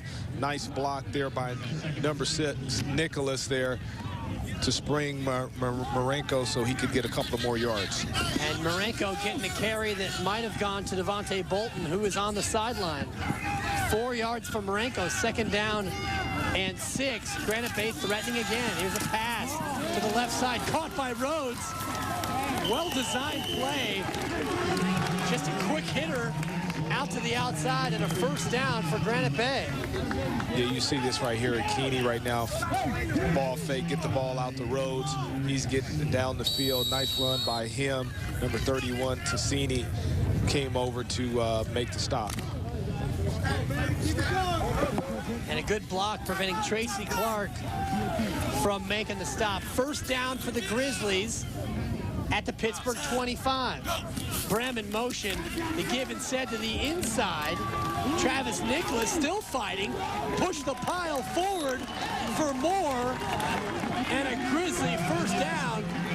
Travis Nicholas, 6 foot, 210-pound senior, getting physical.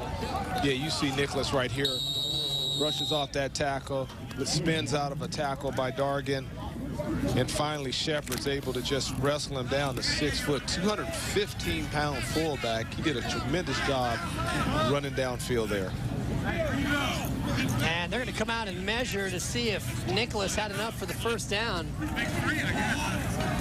You know, Coach, you saw Eric Dargan and many of the Pirates on that replay just ripping at the ball instead of wrapping up the ball carrier.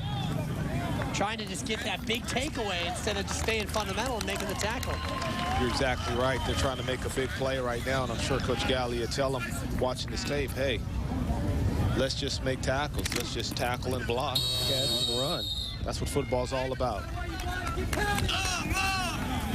There you see Ernie Cooper. He's got his team on the move. 1st and 10 at the Pirate 15. It's a running play again. Corey Brem to the right side. Brem cuts back, and he's in for the touchdown. Corey Brem stepping in and filling in nicely. The running back took the handoff, cut it back, and got Granite Bay back on the scoreboard. You look at this, Brem's coming in motion, he gets the ball, but look who's out in front, number 6, Nicholas. Look at that block, boom.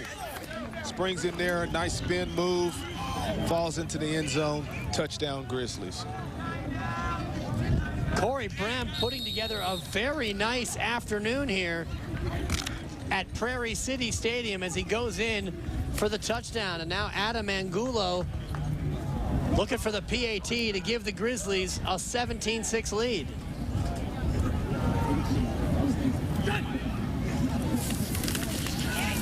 The snap is good, the hold is good, the kick is up, and it's good. And just like that, the momentum in the third quarter swings to Granite Bay. They take an interception and cash in on a run from Corey Brown. Granite Bay leads Pittsburgh 17-6 on Comcast Hometown Network. We are back to Folsom High School, where Granite Bay just cashed in a turnover, an interception thrown by Julius Mosey. They took a 17-6 lead. Adam Angulo kicked off into the end zone for the touchback. Pittsburgh now starting 1st and 10 at their own 20. And Coach Arbette, they have got to find a way to move the ball here in this third quarter. They were moving the ball, and Mosey just threw that interception, you know.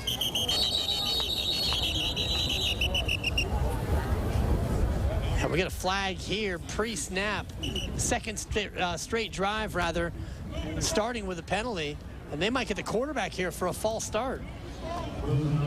Yeah, he just needs to calm down and play within himself and just run the offense.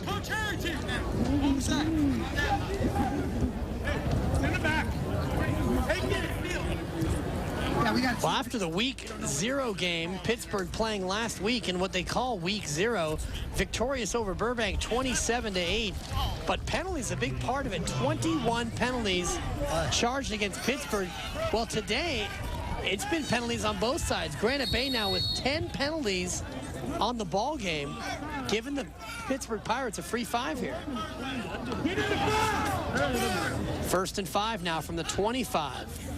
Mosey runs a little draw. Dargan's got all kinds of room to the right side. Across the 40, knocked out of bounds at the 46-yard line. Great play here by Pittsburgh. Eric Dargan with big room. Yeah, you see Dargan just get to the outside right here. Draw play there. He's going to use his vision to get to the outside. Gets around the defender there. And was knocked out of bounds there by number 10, Angulo. 21 yards for Eric Dargan. 1st and 10 at the 46. Dargan again, straight ahead. Shakes one tackler, moves the pile, and near another first down, John Kendall, number 20, the rover for the Grizzlies, able to get in there and put him down. Brian Ezett had a chance first, but Dargan ran right through it. Yeah, Ezett got a hand on him. You're going to see right here. Dargan makes a cut here to his right, runs through that right there, and then you see number 20, John Kendall, was able to finally get him down. 7 rushes for 58 now for Dargan. This time they go to the up man, straight ahead. And it's the fullback able to get enough for the first down. Number 34 on the carry, Alex Foster. Yeah, Alex Foster just got behind that big offensive line, the Wild, Scott, Halafihi, and just got what was there and got the first down. 4 yards for Foster. So now Pittsburgh all of a sudden finding their ground game again. 1st and 10 at the 41. It's a running play left side, and a great second effort from Breon Butler. Hit near the line of scrimmage, but Butler able to fight forward for a good gain. Yeah, that was nice by Breon. You see right here, he gets the handoff deep in the backfield. Sees, boom, nice cut right there, and runs through that and leans and probably gets another 2 or 3, Dan. Look at that cut right there. See, that's nice. And he kept the feet moving and continued to get more yardage. 2 carries for 7 yards for Butler. Draw again, and Dargan fighting forward, and Dargan able to move the chains for another first down. So Coach Galley now going away from Mosey throwing it, and they're just pounding the Grizzlies here on the ground. Stay down. My time. We got Jermaine Sims here down on the play for Pittsburgh, 6'3" senior wide receiver, shaken up on that last run from Dargan.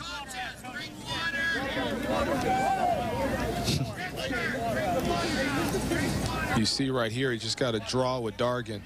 Watch this right there. Look, just running through that. Look at that.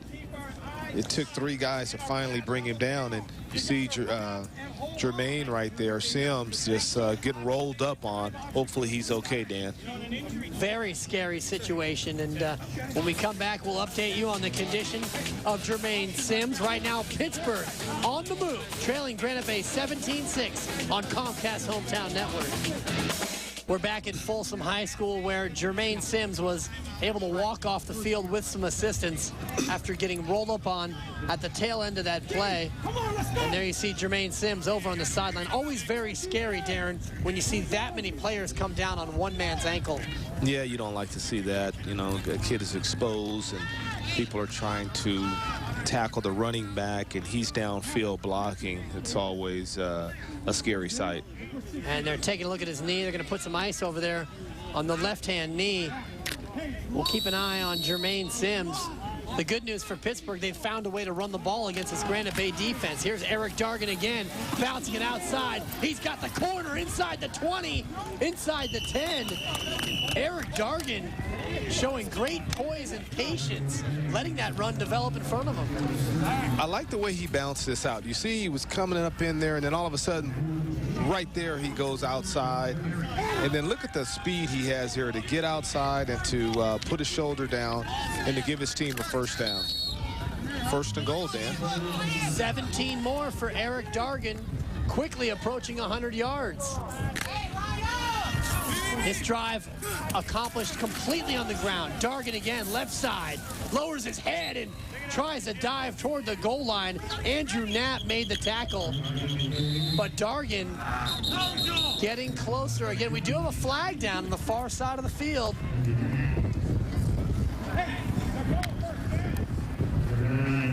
Hey, let's go. And this one's going to hurt Pittsburgh here. 5-yard illegal procedure penalty.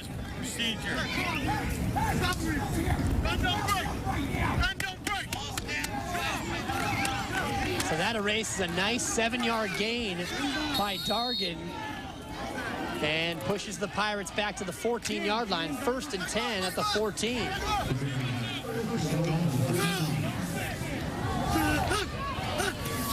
Mosey, the quarterback, gives to Dargan, cuts it back, and he is met by a wall of defenders this time. Sterling Johnson, the 250-pound defensive end. John Kendall also in on the tackle. Yeah, you're right. You see Dargan right here, just tries to cut it up, and like you said, Kendall and just a host of Granite Bay Grizzlies, even number 35, Klugen was in there on that tackle. 10 carries for 85 yards now for Eric Dargan. 2nd and goal at the 10. Mosey again to Dargan. A healthy dose of Dargan on this drive, and he's pulled down from behind. Good congestion there, and Mike Wade, number 9, and also number 20, in on the tackle, John Kendall. Yeah, you see John Kendall and Mike Wade, but you see Dargan right here. He's waiting for something to develop. He saw Wade there, and Kendall was just able to get a hand on him, and he couldn't get away from it. Now an interesting call here for Coach Galley in Pittsburgh. 3rd down and goal from the 8. Haven't thrown a pass yet on this drive. He's got 4 receivers in the pattern out of the shotgun. Fake, swings it out to Giles, who cuts it back, and he is met by a sea of green at the 5-yard line. I like Granite Bay's defense. You see Andrew Knapp getting excited there. Giles got that little quick pass, and they swarmed on him real quick, as you see right here. You see Mosey tried to throw it to Giles, and you see Knapp right there was the first one to really get around the feet right there to bring him down. This presents a pretty big call here now for Coach Galley and the Pittsburgh coaching staff. 17-6. A lot of time left in the ball game. You got 4.5 minutes in the 3rd quarter. Not sure about the reliability of the kicker, Jonathan Luna. It appears Coach Galley and the Pirates are going to go for it here. I mean, what do you do, Darren? Let's take off your broadcasting hat, put on your coach's hat. You've had limited success throwing the football, but you got 4th and 5. Goal to go. What's the call here, Coach? Maybe, you know, from a coaching standpoint, your offensive coordinator's looking at you and saying, Coach, I got one in my back pocket. I can get him right now. So maybe his offensive coordinator is telling him that he has one in his back pocket. Myself, I'd look at him, and if he didn't have one in his back pocket, I'd send that field goal unit on. But I'll tell you this, you're right. I don't know how good they did miss an extra point.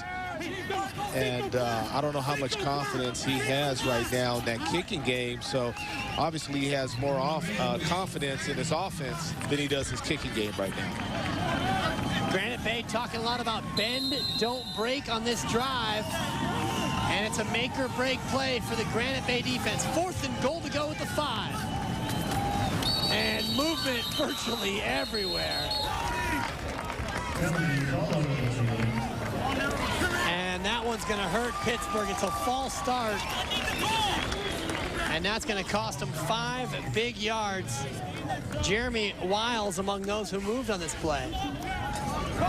Yeah, that's a killer right there, but he's set on going for it. He's going to have to go for it. 4th downs, goal line. Well, now you're in a situation with 4th and goal from the 10, where you got to think about a different set of plays that you can call. Some confusion here. Target in the backfield, 4 receivers, 2 split either way. Mosey looks to throw, pumps inside, and touchdown, Pittsburgh. Oh, what a play. Tracy Clark took it off the carpet, and he was able to get in for the touchdown. Shoestring grab and a big 6 for Pittsburgh. That was a real exciting play there. He caught that down by the shoestrings. I tell you what, Mosey did a good job getting that ball off. Touchdown. You see right here, you got Mosey. He's throwing it down. Clark definitely picked that one off the ground and had the whereabouts, Dan, to reach it over the goal line there and get the touchdown. Huge play there from Mosey with a great pump fake, freezing the linebacker and finding Tracy Clark, who picked it and got into the end zone. Now they go for 2 to cut it to 3. 17-12 ball game. Mosey fakes it. He wants to keep it himself. He's in trouble. He's rolling. He's in trouble at the 20-yard line. He's going the wrong way, but he's still on his feet. Flags down on the play. Looked like a designed bootleg there, but Mosey unable to do anything but backpedal, but we do have a flag down on the play. He cut the ball on. He cut the ball on.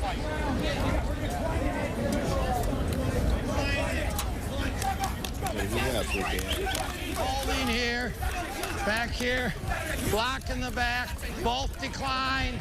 There we go. Well, a couple different penalties, both will be declined. So the 2-point conversion is no good.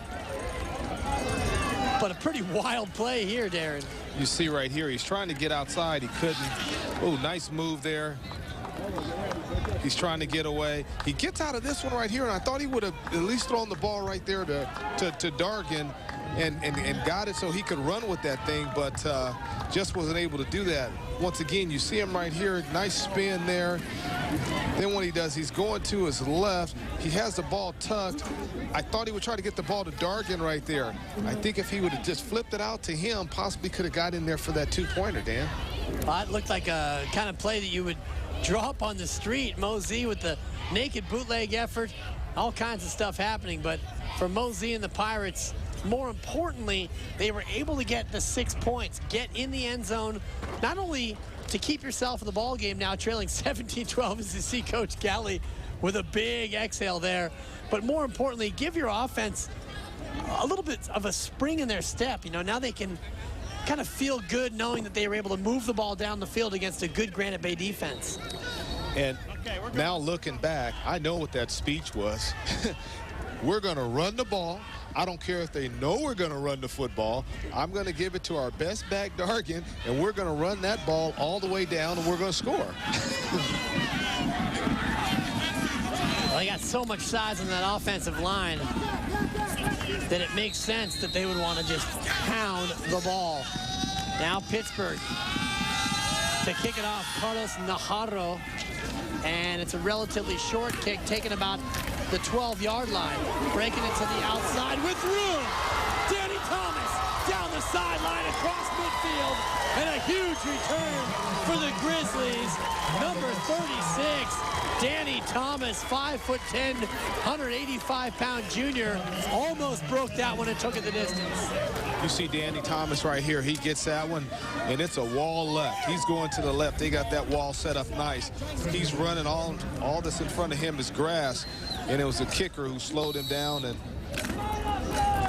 helped Pittsburgh defender make that tackle. And now Granite Bay with the offense back on the field. It's a run. Corey Brem to the right side, tries to get the corner, but a terrific tackle on the play by Tracy Clark, the last line of defense out there, preventing Corey Brem from going for big yardage. Yeah, you see Brem right here. He gets that handoff. He's going outside. He has Nicholas in front of him. But Tracy Clark, who just got the touchdown, horse collars him and brings him down. You got Clark there, that 5'10", 172 pounds. Senior did a tremendous job bringing him down. 7 carries for 37 yards for Brem. This time they go the other way to the wide side of the field. And taking it to the outside is Jorge Marenko. Tracy Clark almost had a chance to make a big tackle there, but Marenko got enough close to the first down. Yeah, with some hitting going on this one. You see Marenko right now gets that handoff. He's going to the outside. You'll see Tracy Clark and Nicholas. That was a nice collision there. Clark couldn't play off of that one like he did the play before. And Marenko was able to get outside before Dargan brought him out of bounds. Marenko in for the injured Devontae Bolton, gets 6 there. Marenko in motion again. He gets the inside handoff. He's got the first down across the 30 down to about the 28-yard line. So it's the unheralded running back, Jorge Marenko. 3 carries, 13 yards. He's come in some big spots here for Granite Bay since Bolton got injured. Yeah, he's been key for him. He's had some nice carries. He's using his speed, his vision to run that ball up the middle as well as the outside. Now an important sequence here for the Pittsburgh defense as Granite Bay tries to increase its lead. 1st and 10 at the 27. Splitbacks behind Brandon Kinney. Brem in motion, and it's going to be a pass. One receiver in the pattern, and the throw is almost caught. Ian Rhodes. Rhodes turning to the left, but the throw came to the right, and a big opportunity missed there from Granite Bay. Yeah, you see Keeney right now. He's just going back. He's looking for his guy, Ian Rhodes. He puts it out there. He tried to turn over the other shoulder, and as you see right there, just went through his hands. It was right there, just went through his hands. He was looking for it to come on the left shoulder, but the ball ended up going to his right, and as he turned, he just didn't get it up in the air fast enough to pull it in. It's about the only thing Ian Rhodes has not done today. 7 catches, 83 yards, and a touchdown. There's one they'll think about, though. 2nd and 10. It's an inside run. Travis Nicholas, the fullback, still driving his legs at the bottom of the pile. Travis Nicholas, he's a lunch pail kind of running back. 4 carries, 21 yards. Yeah, you see him right here, right up the middle. It's not a secret. Look at him just driving his feet, and look who's going to come in there. Dargan's going to come in and try to, see, look at Dargan's trying to pull that ball out. You see that? He's trying to pull that thing out of there. 5-yard gain for Nicholas. Big play here. 3rd down and 5 from the 22. 3rd quarter is winding down. Granite Bay with a lead. Keeney, he's got time. Fires over the middle of the tight end. It's caught. 5. And the ball was stripped. But they're going to rule him down by contact. Matt Kasner, the big tight end, with a catch and run inside the 5-yard line. But did this ball come out here, Coach? I don't know. We're going to have to see it the replay. It happened really fast, but Keeney goes back. Look at him right now. Nice and poised. Hits Kasner over the middle. Kasner's running. You see Giles right there. He has it. He has it. Is he down? No, the ball's coming out. It's interesting.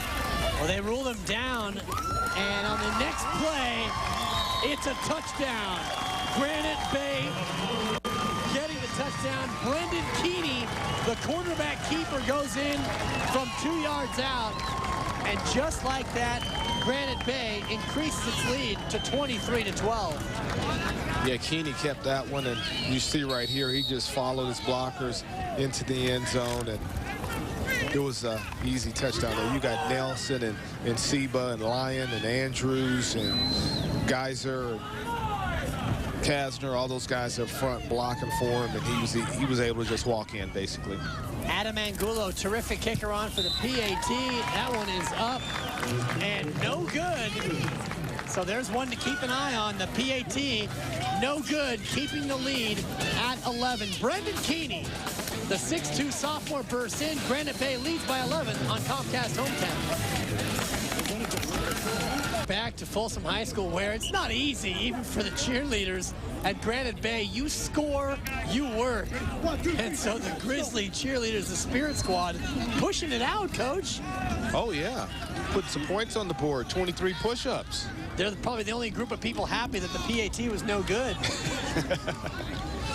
Saved them a little extra work.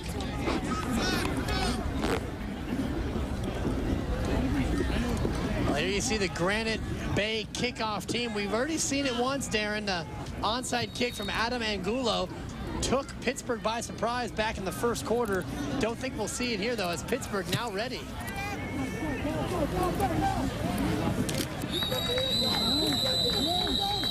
And a huge kickoff again from Adam Angulo. You can't underestimate how important that is. Anytime you can keep the ball out of the hands of a Tracy Clark and prevent any kind of a run back, that's a big play on special teams. It's a huge play.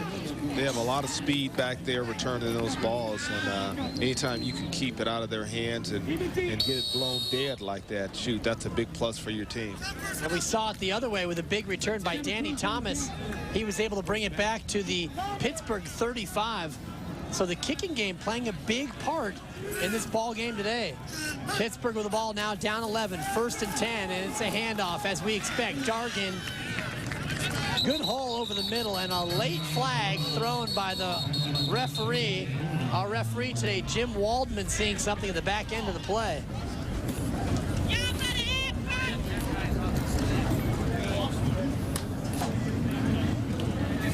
We'll see if the Dargan run stands up. He got about 8 yards in the play.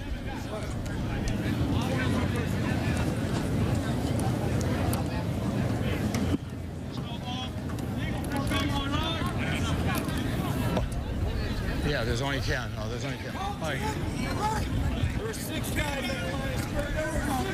There will be no flag on the play. So Dargan's 8-yard carry will stand up.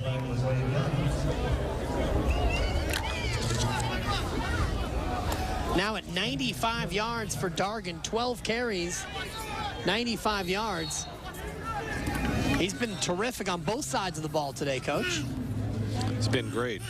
2nd and 8, it's a pass out to the right side, but great coverage on the play. Ashkan Mazzani, the first guy there, picking up Terrence Polk. Good coverage here from the Grizzlies. Yeah.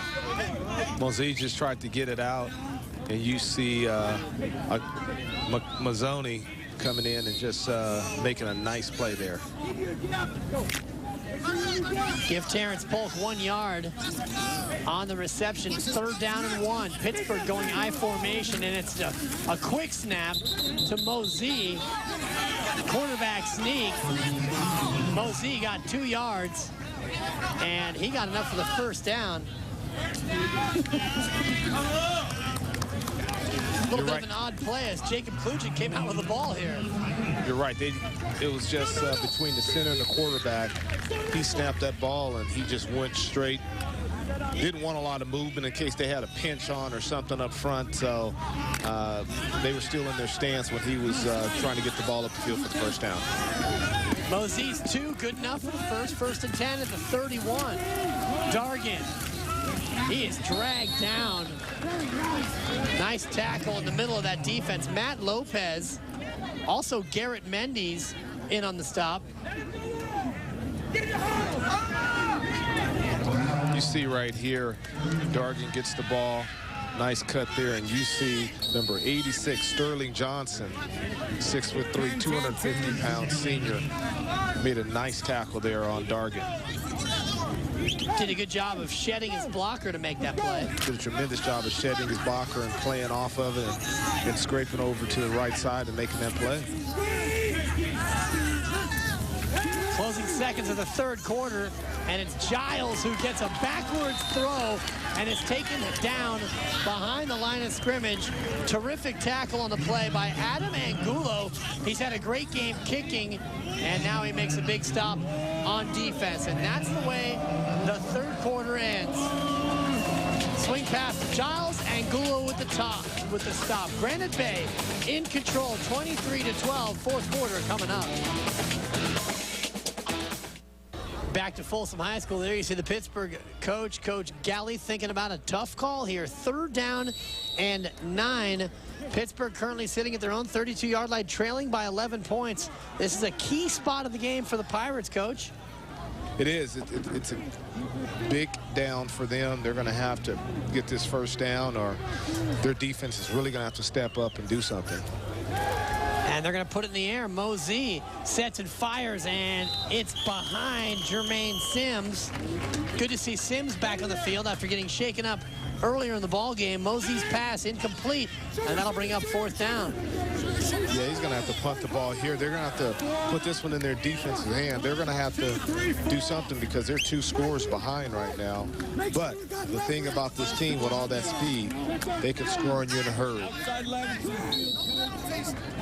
Defensively, they can make big plays as well as on offense.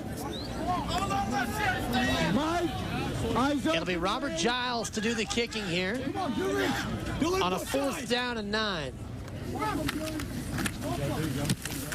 Giles end over end. Spinning kick taken by Andrew Knapp inside his 25. Cuts back up the middle, and he gets back to the 40-yard line. A flag down, and this will likely be a block in the back against Granite Bay, which will put them back about their own 20-yard line. I like Knapp's game. That was a nice, solid return there, Dan.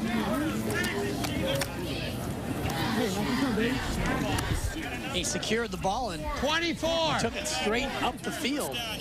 Used his block well, although one of the blocks turned out to be of an illegal nature.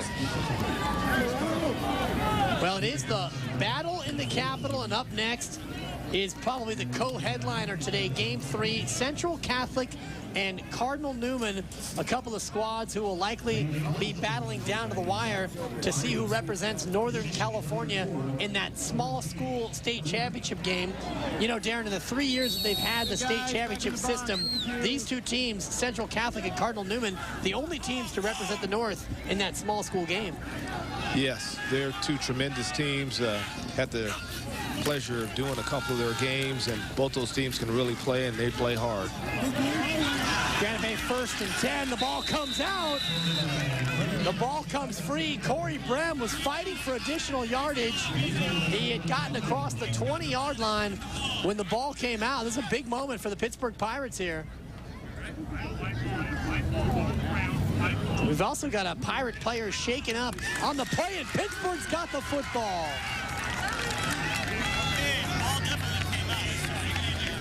Well, that's what I talked about, Dan. Their defense had to come out here and create a turnover, and they did. And we got a couple players down on the field here. Granite Bay's got Corey Brem down on the field. There you see him clutching the back of his leg in cramp-like fashion. And Jeremy Wiles shaken up for Pittsburgh, number 54. There you see Jeremy over on the far side of the field. The Pittsburgh coaching staff, Darren, did not waste any time coming out to the aid of Jeremy Wiles. Even as the officials were trying to sort out the play, they were out. See the replay right here. Brem. Oh, yeah. He just got a neck shortener there. Jeremy Wiles, that was. Helmet came off. And a very scary situation for Jeremy Wiles.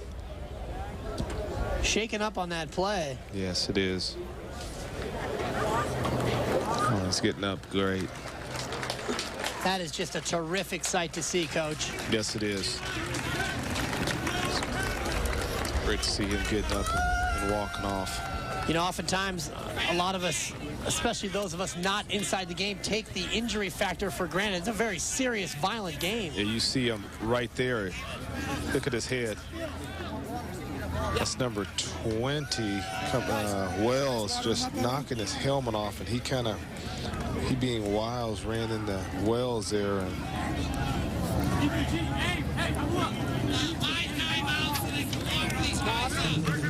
I'm just glad to see him up and walking. And Jeremy Wiles, one of those players that for Pittsburgh you don't want to have to play without. He's got an incredibly strong nose for the ball. He's got a high motor. And Jeremy, I know you're going to love to hear this, Coach, 3.7 grade point average. He's an all-league defender. When you roll around town with a 3.7, you've got options. Yes, that really opens up the door for you for a lot of scholarship offers, because you're not a problem getting into their school.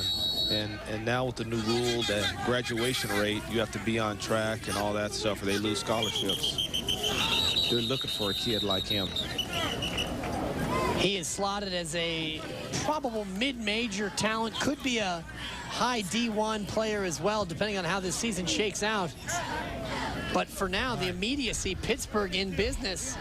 But 5 yards here is going to set him back in a drive. It's very important if they want to get back and win this ball game.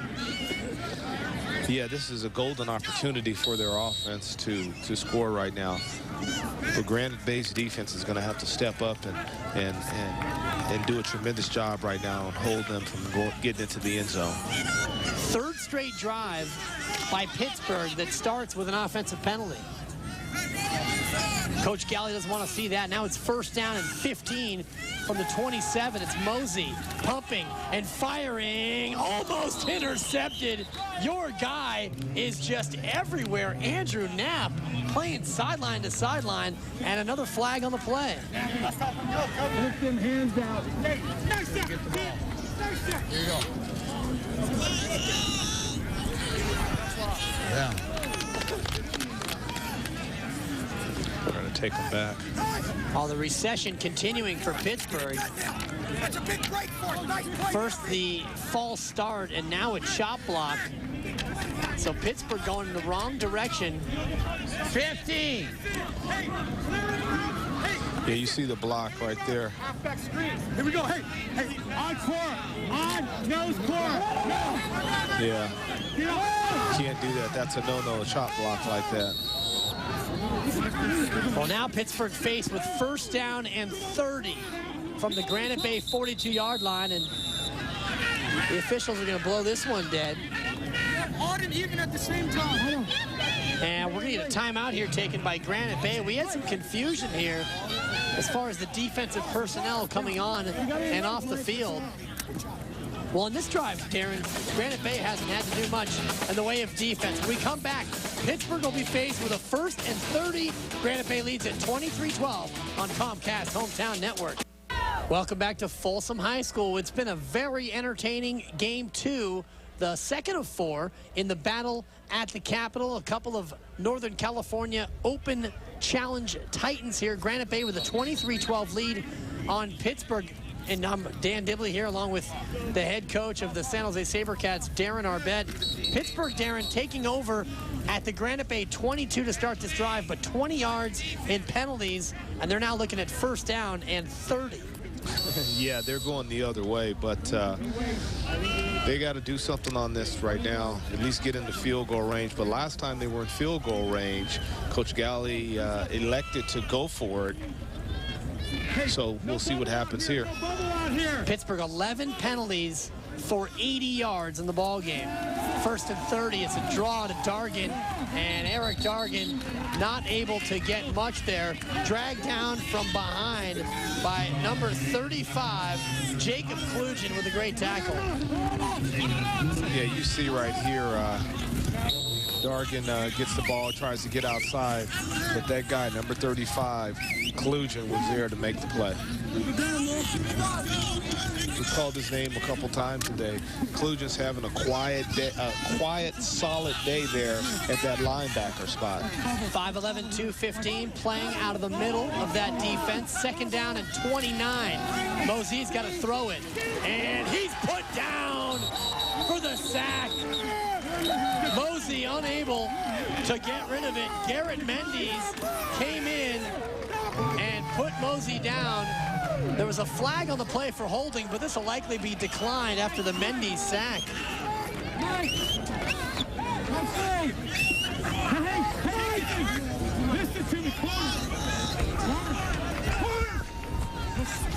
Here we go. You see Mose right here. He's trying to look for somebody down the field, and you just see that guy Mendes coming in and getting that sack. That was a nice job by Mendes.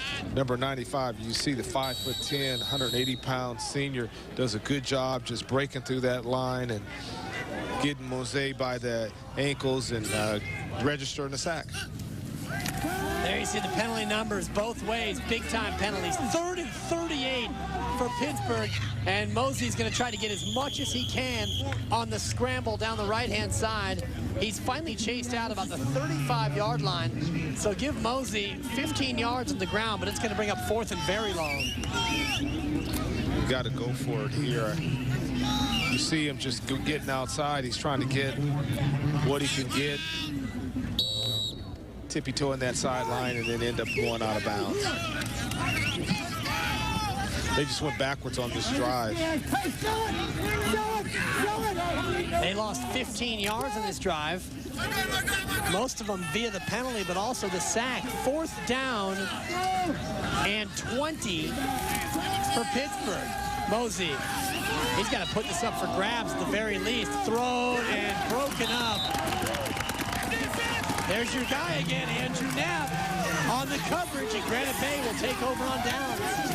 Granite Bay has a lot of guys making plays today. You got Knapp, you got Rhodes, you got Keeney, you got just a lot of guys. Brim, he puts it up, and watch Knapp.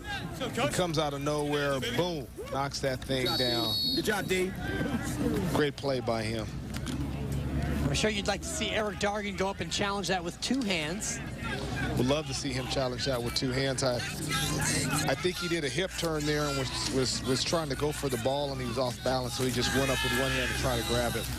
Now Granite Bay with the lead and the ball, and Corey Brem shaken up when he fumbled a few moments ago, able to take this one to the right side and get about 6 yards for the Grizzlies. I like Brim. He runs hard. He runs real hard, and he's been doing it all day. And you saw right there, that was another example of him running through an arm tackle and getting a few more extra yards. 9 carries for 45 yards for Corey Brem. He's got a touchdown, and he also has fumbled. 2nd down and 4. Brendan Keeney, the sophomore QB, has done a nice job today. Inside handoff, Travis Nicholas, the fullback, and he'll just surge forward for a couple. You know, Darren, a lot of talk about this Granite Bay team being the De La Salle of Sacramento, and you can see a lot of the similarities. They run the same kind of offense, a lot of variety in their rushing game, of course, the green uniforms, and the efficiency. They've looked really good on offense today. It's a real disciplined program. You know, you see them running up to the ball right there and getting ready to go. He got it, Bob. He got it. And the determination and the fitness level as well for Granite Bay. Travis Nicholas, a gritty 2 yards here. First down. Yeah. Nicholas just keeping the legs going, fighting through Ray Tassini and the other Pirate defenders. Nicholas getting enough for the 1st down. Yeah, they're doing a good job in the trenches, and that's something Coach Galley spoke about when we talked to him, Dan, is that he was young and inexperienced on the offensive and defensive lines. His entire front 7 on defense for Pittsburgh, brand new. 1st and 10 for Granite Bay. This time it's a rush to the left side. Danny Thomas gets his 2nd carry of the ball game, able to get back just to the line of scrimmage. Yeah, you saw Dargan come in there and make that play. You're going to see Danny Thomas right here. He gets a handoff, and you're going to see number 3 come out of nowhere. Boom, there he goes right there, making that play and getting that tackle. He's a tough one, Dan. He really is. That Dargan's real tough. You see him right there, just nice pad level, moving his feet. And No gain on the play. 2nd down and 10 from Granite Bay's own 47. It's Brem up the middle. He's got a 1st down and more. Still moving. Corey Brem carrying tacklers down to the 35-yard line. An 18-yard gain for Corey Brem. And for the first time, we're starting to see the will go out of Pittsburg. Just look at this tenacity right here. Look at this. Running through, boom, drops it. And that's Darnigan right there. He's doing that on. Can't bring him down. See, Darnigan's trying to pull the ball out, though, Dan, like you said earlier. Instead of securing that tackle and maybe putting him in a 3rd or 2nd and, 4 position, he's trying to pull the ball out, and the kid's able to spin off and get more yardage. And a 1st down for the Grizzlies. They keep it on the ground, and a big hit there along the right side. Javen Butler stepped up and just buried Danny Thomas. Yeah, Butler did a nice job. You're talking about had his knees bent and just pad level down and just exploded into the tackle. That's what Butler did, number 5. Well, it's paramount for Pittsburgh that they're able to get the ball back here. We are now under 7 minutes. Granite Bay in Pirate territory with a 23-12 lead. They can ill afford to give up any more points, and time is starting to run out on Pittsburgh. Play action. Brendan Kenny will throw for the first time this drive down the field and close to the sideline and caught by Ian Rhodes. What a hookup from Keeney to Rhodes for the 1st down.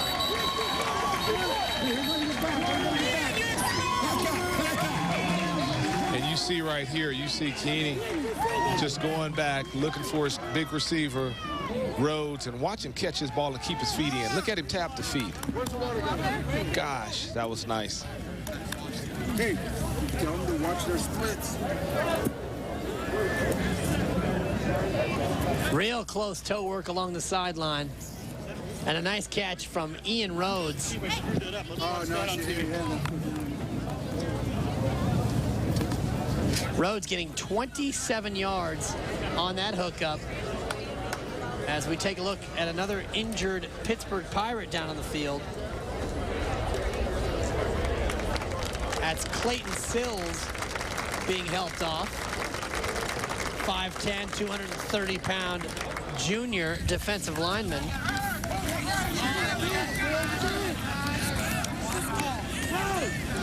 They're starting to rotate some players in Pittsburgh. It's warm out there, and some of those guys are starting to log a lot of minutes playing on both sides of the ball.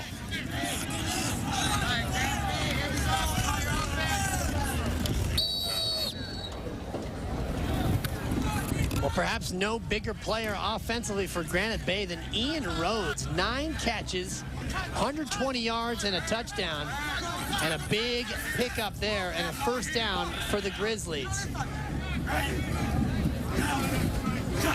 Keeney under center. It's a toss and a designed cutback play. Still on his feet is Danny Thomas down inside the 10, inside the 5-yard line. That was a nice run by Danny Thomas there. You see him right here going the other way. Nice cut. You see number 6 there, Nicholas, downfield blocking. Did a tremendous job. You got to give credit to those guys up front. Andrews, Nelson, Lyon, Seba, Geyser. They're doing a tremendous job getting off the ball and getting that Pittsburgh front 7 off the ball and down the field. 9 yards for Danny Thomas, brings up a 2nd and 1. Granite Bay getting close to the end zone. Travis Nicholas pushing forward, trying to move the pile past 1st down yardage. This will be close. And it appears with the spot you see right that they here, will have it. Yeah, you see Nicholas right here just trying to go into the interior part of the line, running behind Lyon and Seba. And they're going to probably bring it out for a measurement to see if he got the 1st down.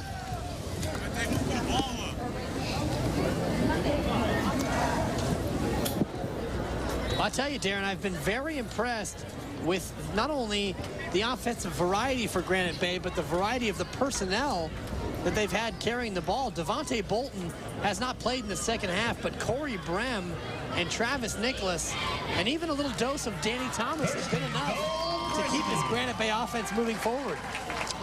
The thing, Dan, they play hard. They run hard. Danny Thomas, Nicholas, Brim, all those guys, they play really, really, really hard. And I really like, I like a lot of these guys, but Rhodes, he's another one. Catches the ball at the high point, and for him to get his feet in on that catch, that was really nice. First down and goal now from the 2-yard line. Granite Bay looking to put this one on ice. Just about 5 minutes to go here. And it's an end around. Corey Brem, he's in for the touchdown. Second touchdown of the day for Corey Brem, and Granite Bay putting the finishing touches on an impressive performance here in the battle in the Capitol. Brem did a tremendous job there, just following his block. You see he gets the handoff. Nicholas, nice block right there, and he just walks in. Touchdown, Grizzlies. Corey Brem, an impressive 2-touchdown performance here this afternoon. And now it's Adam Angulo with a chance to put Granite Bay up by 18. Good snap, good hold. The kick is up and good. So with 5 minutes to go here in the ball game, the Grizzlies now on top of the Pirates, 30-12. And you look at this replay again, they're just getting off the football. Look at that. Look at Nicholas. Nice block there. You got receivers downfield blocking. Well, Coach Cooper turns on the tape. He's going to say, hey, you guys did a good job. He's just going to talk about the good things they did because they came out here, they played hard, and they just got it done. And what more can I say about Ian Rose, a 6'4" receiver? Watch this right here. Keenan rolls out. Nice catch, gets out of bounds there. Then you see right here, another nice catch on the slant there. First down. Keenan throws the ball up. Watch him catch it at the highest point and pull it away when the guy's trying to stripe at it. Then you look right here, little screen, nice run. Big guy dips his shoulder, leans forward, gets a couple of more yards. And then look at this play right here. Watch the feet, watch the feet. Boom. He's catch the ball and tap in the feet at the same time. What a play by him. And the numbers for Ian Rhodes don't lie either, Coach. 9 catches, 120 yards.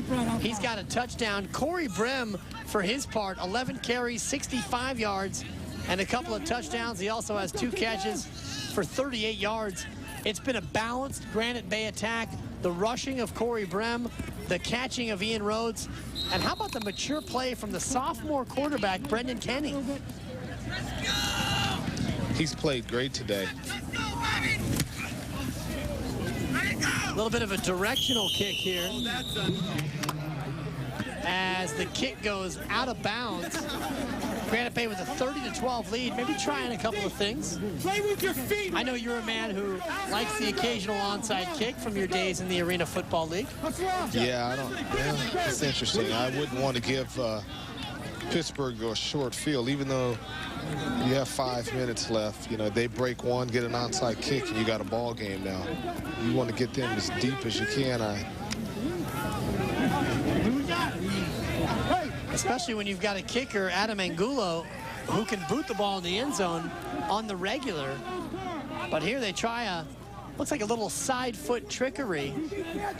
Kind of the kick that I used to see from A.J. Haglin, your old kicker in the Arena League. You know, where you kind of intentionally kick it with your pinky toe and squirt it in the air over to the right. I've seen you before. You drive it into the ground as you're kicking that thing, and that'll make it have that high bounce. Well, Angulo's kick goes out of bounds, so Pittsburgh gets it 1st and 10 at their own 40, needing 3 scores in 5 minutes.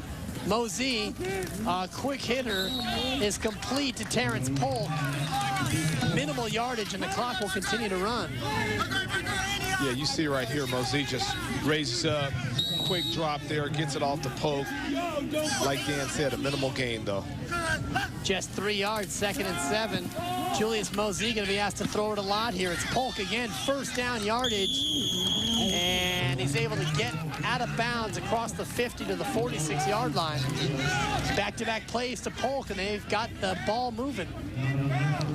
Yeah, Mosey is just raising up and throwing the ball right now, and Polk's a big target for him out there, and he's doing a good job catching the ball with his hands and getting what's there, and he was smart enough to get out of bounds on that one to stop the clock, Dan.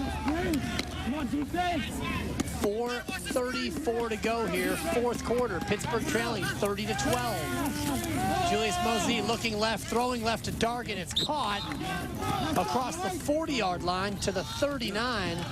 That'll be good for 8 yards as the clock continues to spin.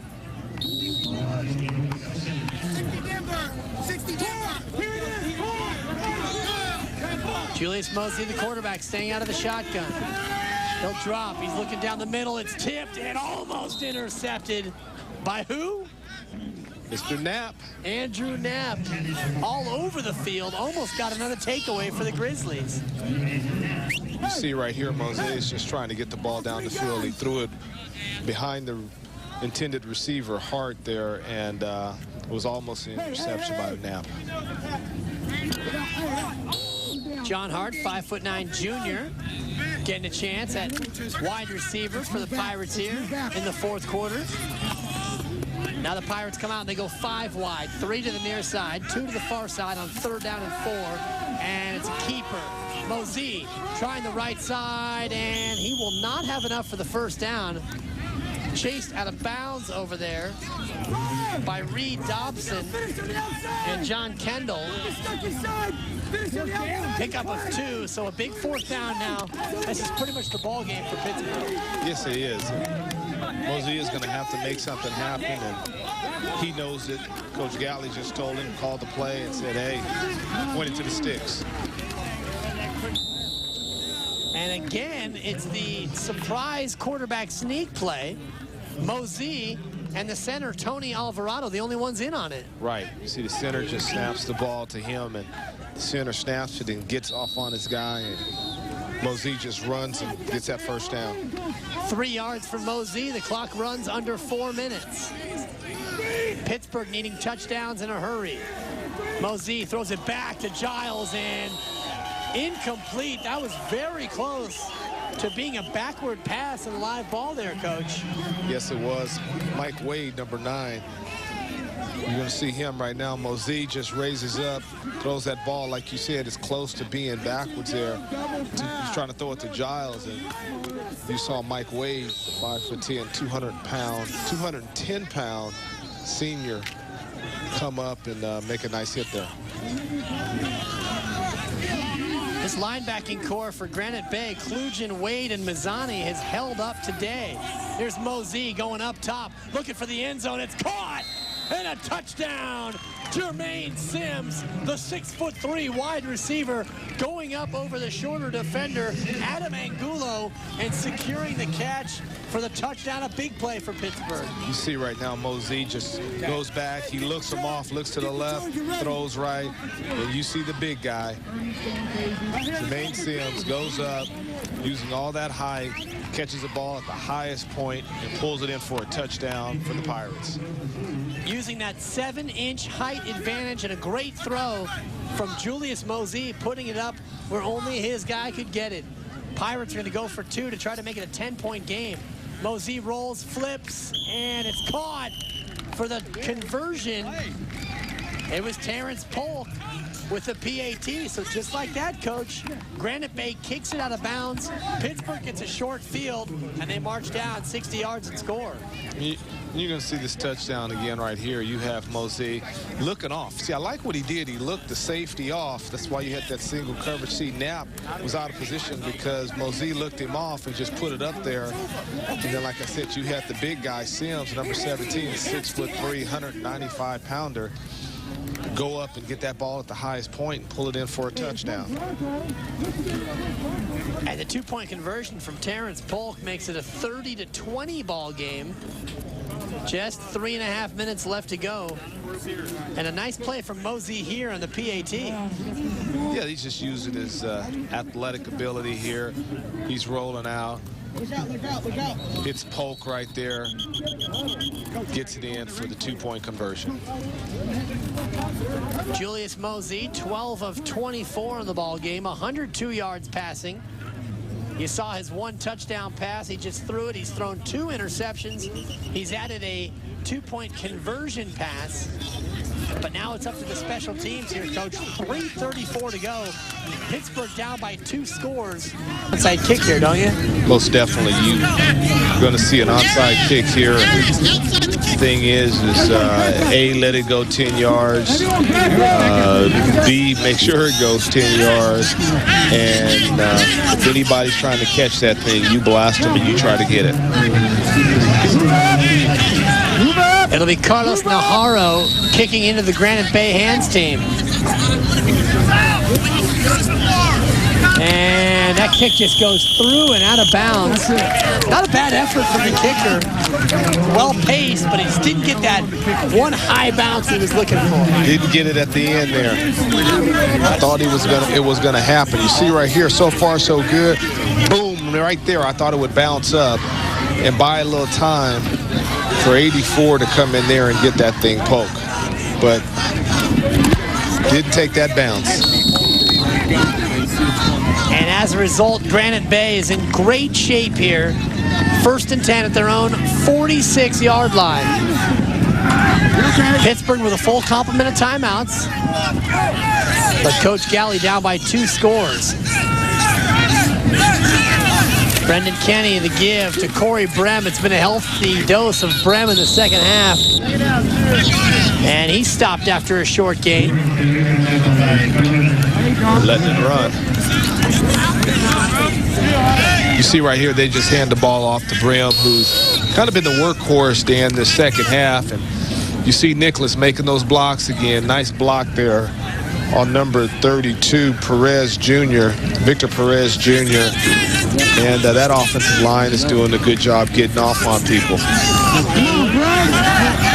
Now under 3 minutes, 2nd down and 7. Pittsburgh needs a stop. Bremen motion the other way. And instead they give it inside to Danny Thomas, nowhere to go. A flag, I believe, came in late on that play. That's their second. Actually, no, it's just going to be a timeout here taken by Pittsburgh. Danny Thomas got about 1 on this play. You see Danny Thomas right there just trying to run and get what he can get. And you see a lot of Pittsburgh Pirates coming in there and swarming and stopping him and putting him in a 3rd and long situation. And Danny Thomas actually a little shaken up down there at the 45-yard line. You see him trying to stretch out from possible cramping. Coming up next, it's game 3 of our quadruple header. Let's play 4, I believe Ernie Banks once said. It'll be the Central Catholic Raiders against the Cardinal Newman Cardinals. That game coming your way at about 5:45, and there you see Central Catholic chomping at the bit, looking to take a shot at Cardinal Newman. And I'll tell you what, Darren, that 3rd game coming up next ultimately could decide who represents Northern California in the small school state bowl game later this year.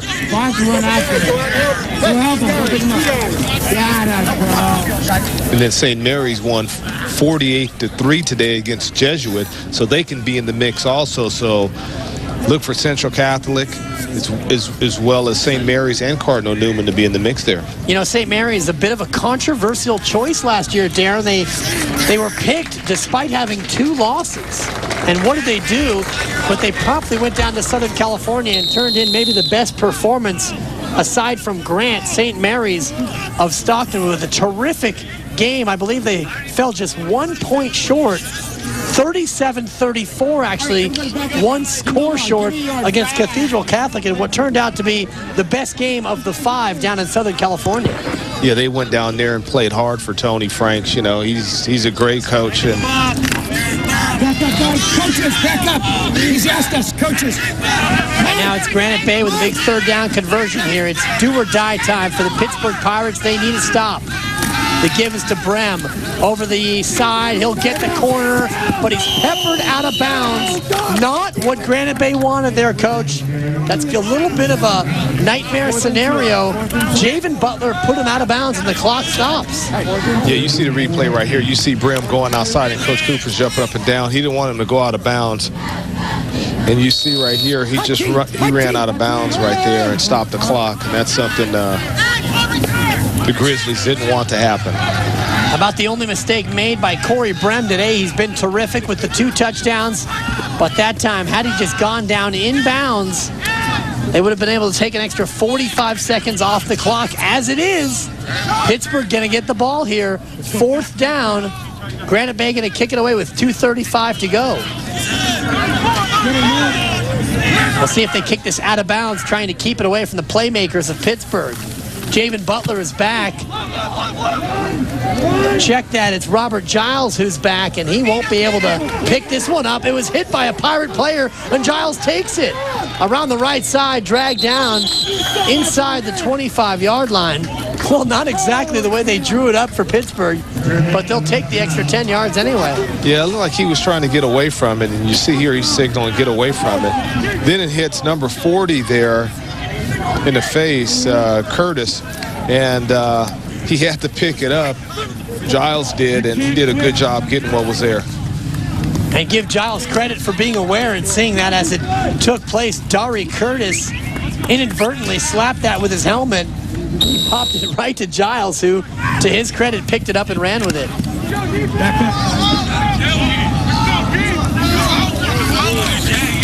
2:21 to go for Pittsburgh, trailing 30-20. And a long way to go to get into pay dirt.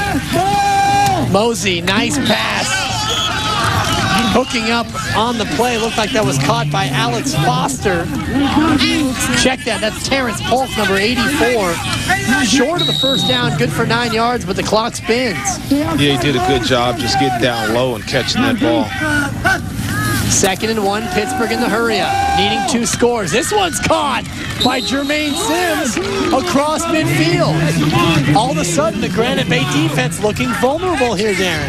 Yeah, you know, maybe they're playing that prevent defense. You see Mosey right here just rifling it down the middle of the field, and number 17, Jermaine Sims, made a nice catch to get another 1st down.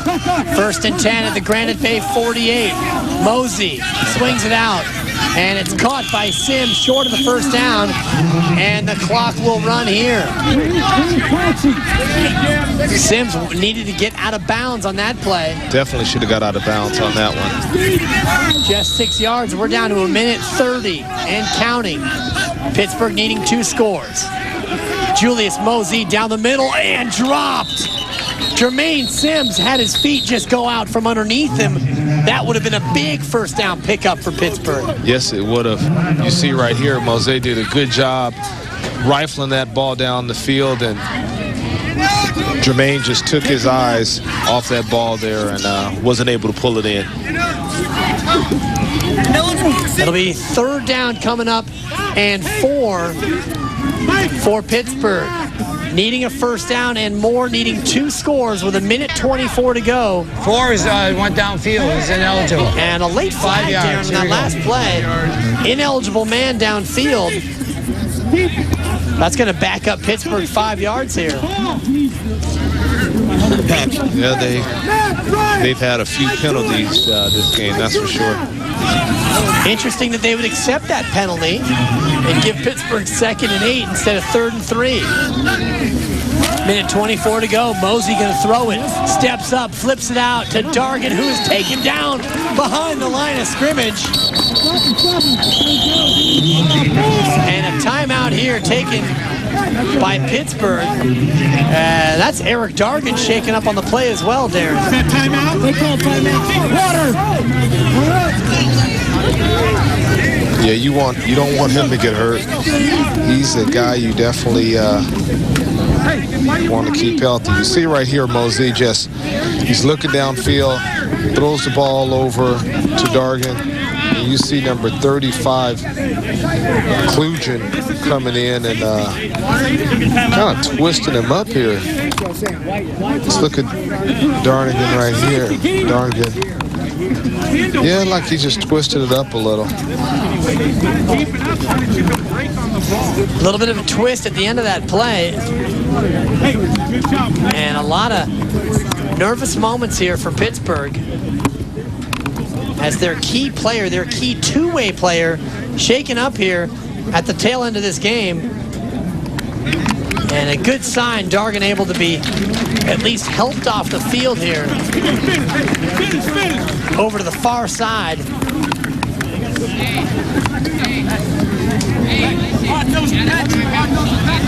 Can't put any weight on it. That's not, yeah. Let's hope for the best. And we've likely seen the end of Eric Dargan for today for the Pittsburgh Pirates. Just a minute 14 to go.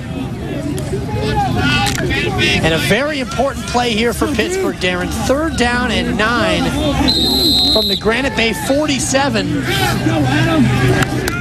They need to score in a hurry and get the ball back. Julius Mosey, and he rolled right into the rush, but he got away. Mosey's going to throw, and it's caught. Going to be close to 1st down yardage, and they're going to stop the clock at the very least to measure. Great pass and catch by Terrence Polk, and it will be enough for the 1st down. As they wind the clock, the Chains are yet to advance, but they're going to play anyway. Julius Mosey caught by Polk, and he gets out of bounds at the 34-yard line. Let's see if they take a moment to set the chains, Darren. They never got the chains set prior to that play. No, they didn't. Come on, kid!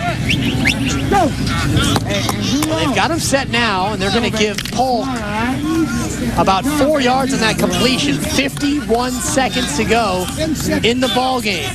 Granite Bay trying to hold on for dear life. Mosey firing deep into double coverage, and it's almost caught. Deep down the left side, Tracy Clark had a moment of separation, but just couldn't bring that one in. Oh, what a big play this would have been. Yeah, Mosey, he let this one go. You see right there, he put it up in the air, nice spiral. Yes, Tracy just wasn't able to pull it in. Tracy Clark, number 22. That would have been a huge momentum swing and the kind of play that would have kept Pittsburgh in this ball game. Down by 10, 46 seconds to go. Oh, so close for the Pirates there. 3rd down and 6. Mosey going up top again, and this one is going to be intercepted. He overthrew everybody. That one taken away in the end zone by the kicker, Adam Angulo, and now the Grizzly celebration can begin. Yeah, they played great today. They played great today. You see right here, Mosey, he's doing what he had to do and just put it out there and put out there a little too much. And you see Angulo made a nice interception there to seal this victory for the Grizzlies today. And really a terrific performance on both sides of the ball, Darren, by Granite Bay. The offense showing balance, running the ball, and the throwing of the sophomore, Brendan Kenny, very impressive today. Yeah, he has some good receivers there. A good receiver in Rhodes. He did a tremendous job catching that ball, Rhodes. And Brim running with it. Danny Holmes played hard. Nicholas was tremendous blocking. Kasner made a couple of big catches there. They just had a lot of kids who stepped up today and played well. Clay Sears had a big catch today. Yeah, indeed, a 12-yarder that helped keep a drive alive. Corey Brem with a couple of touchdown runs, and Granite Bay doing most of it without the services of their running back, Devontae Bolton. We'll have to check on his status for next week's game against Burbank. And I'll tell you, Darren, all credit to Pittsburgh for playing the tough schedule that they do, but the road does not get any easier next week. Pittsburgh's got to take on highly regarded Monta Vista in their 3rd game of the year. Yeah, that's going to be a tough one. You know, Bergman's tough. His teams are always physical. They always have a lot of good players on their team. So, yeah, that's going to be a tough game for them. There you see the coaches coming out shaking hands. Vic Galley of Pittsburgh took his team all the way out here, unafraid to take on tough opponents. But today it was that squad. The Grizzly team, the Granite Bay Grizzlies, just a little bit too much for Pittsburgh, prevailing 30-20 in our second game here in the battle in the Capitol. As we take a look at some of the highlights from Game 2, a terrific performance by the sophomore quarterback Brandon Kenny, finding Ian Rhodes there for the touchdown. It was an 18-yarder that gave the Grizzlies the lead. Corey Brem came on in the second half. We saw highlights in the air from both teams. Brendan Kenny certainly performing well. There you see the big battering ram. Corey Brem, the 6-foot junior, finding the end zone 2 times for Granite Bay. The Grizzlies showing that they're going to be a team to deal with down the road. For Darren Arvett, I'm Dan Dibley saying so long. Stay tuned for Game 3 from Folsom High coming up next.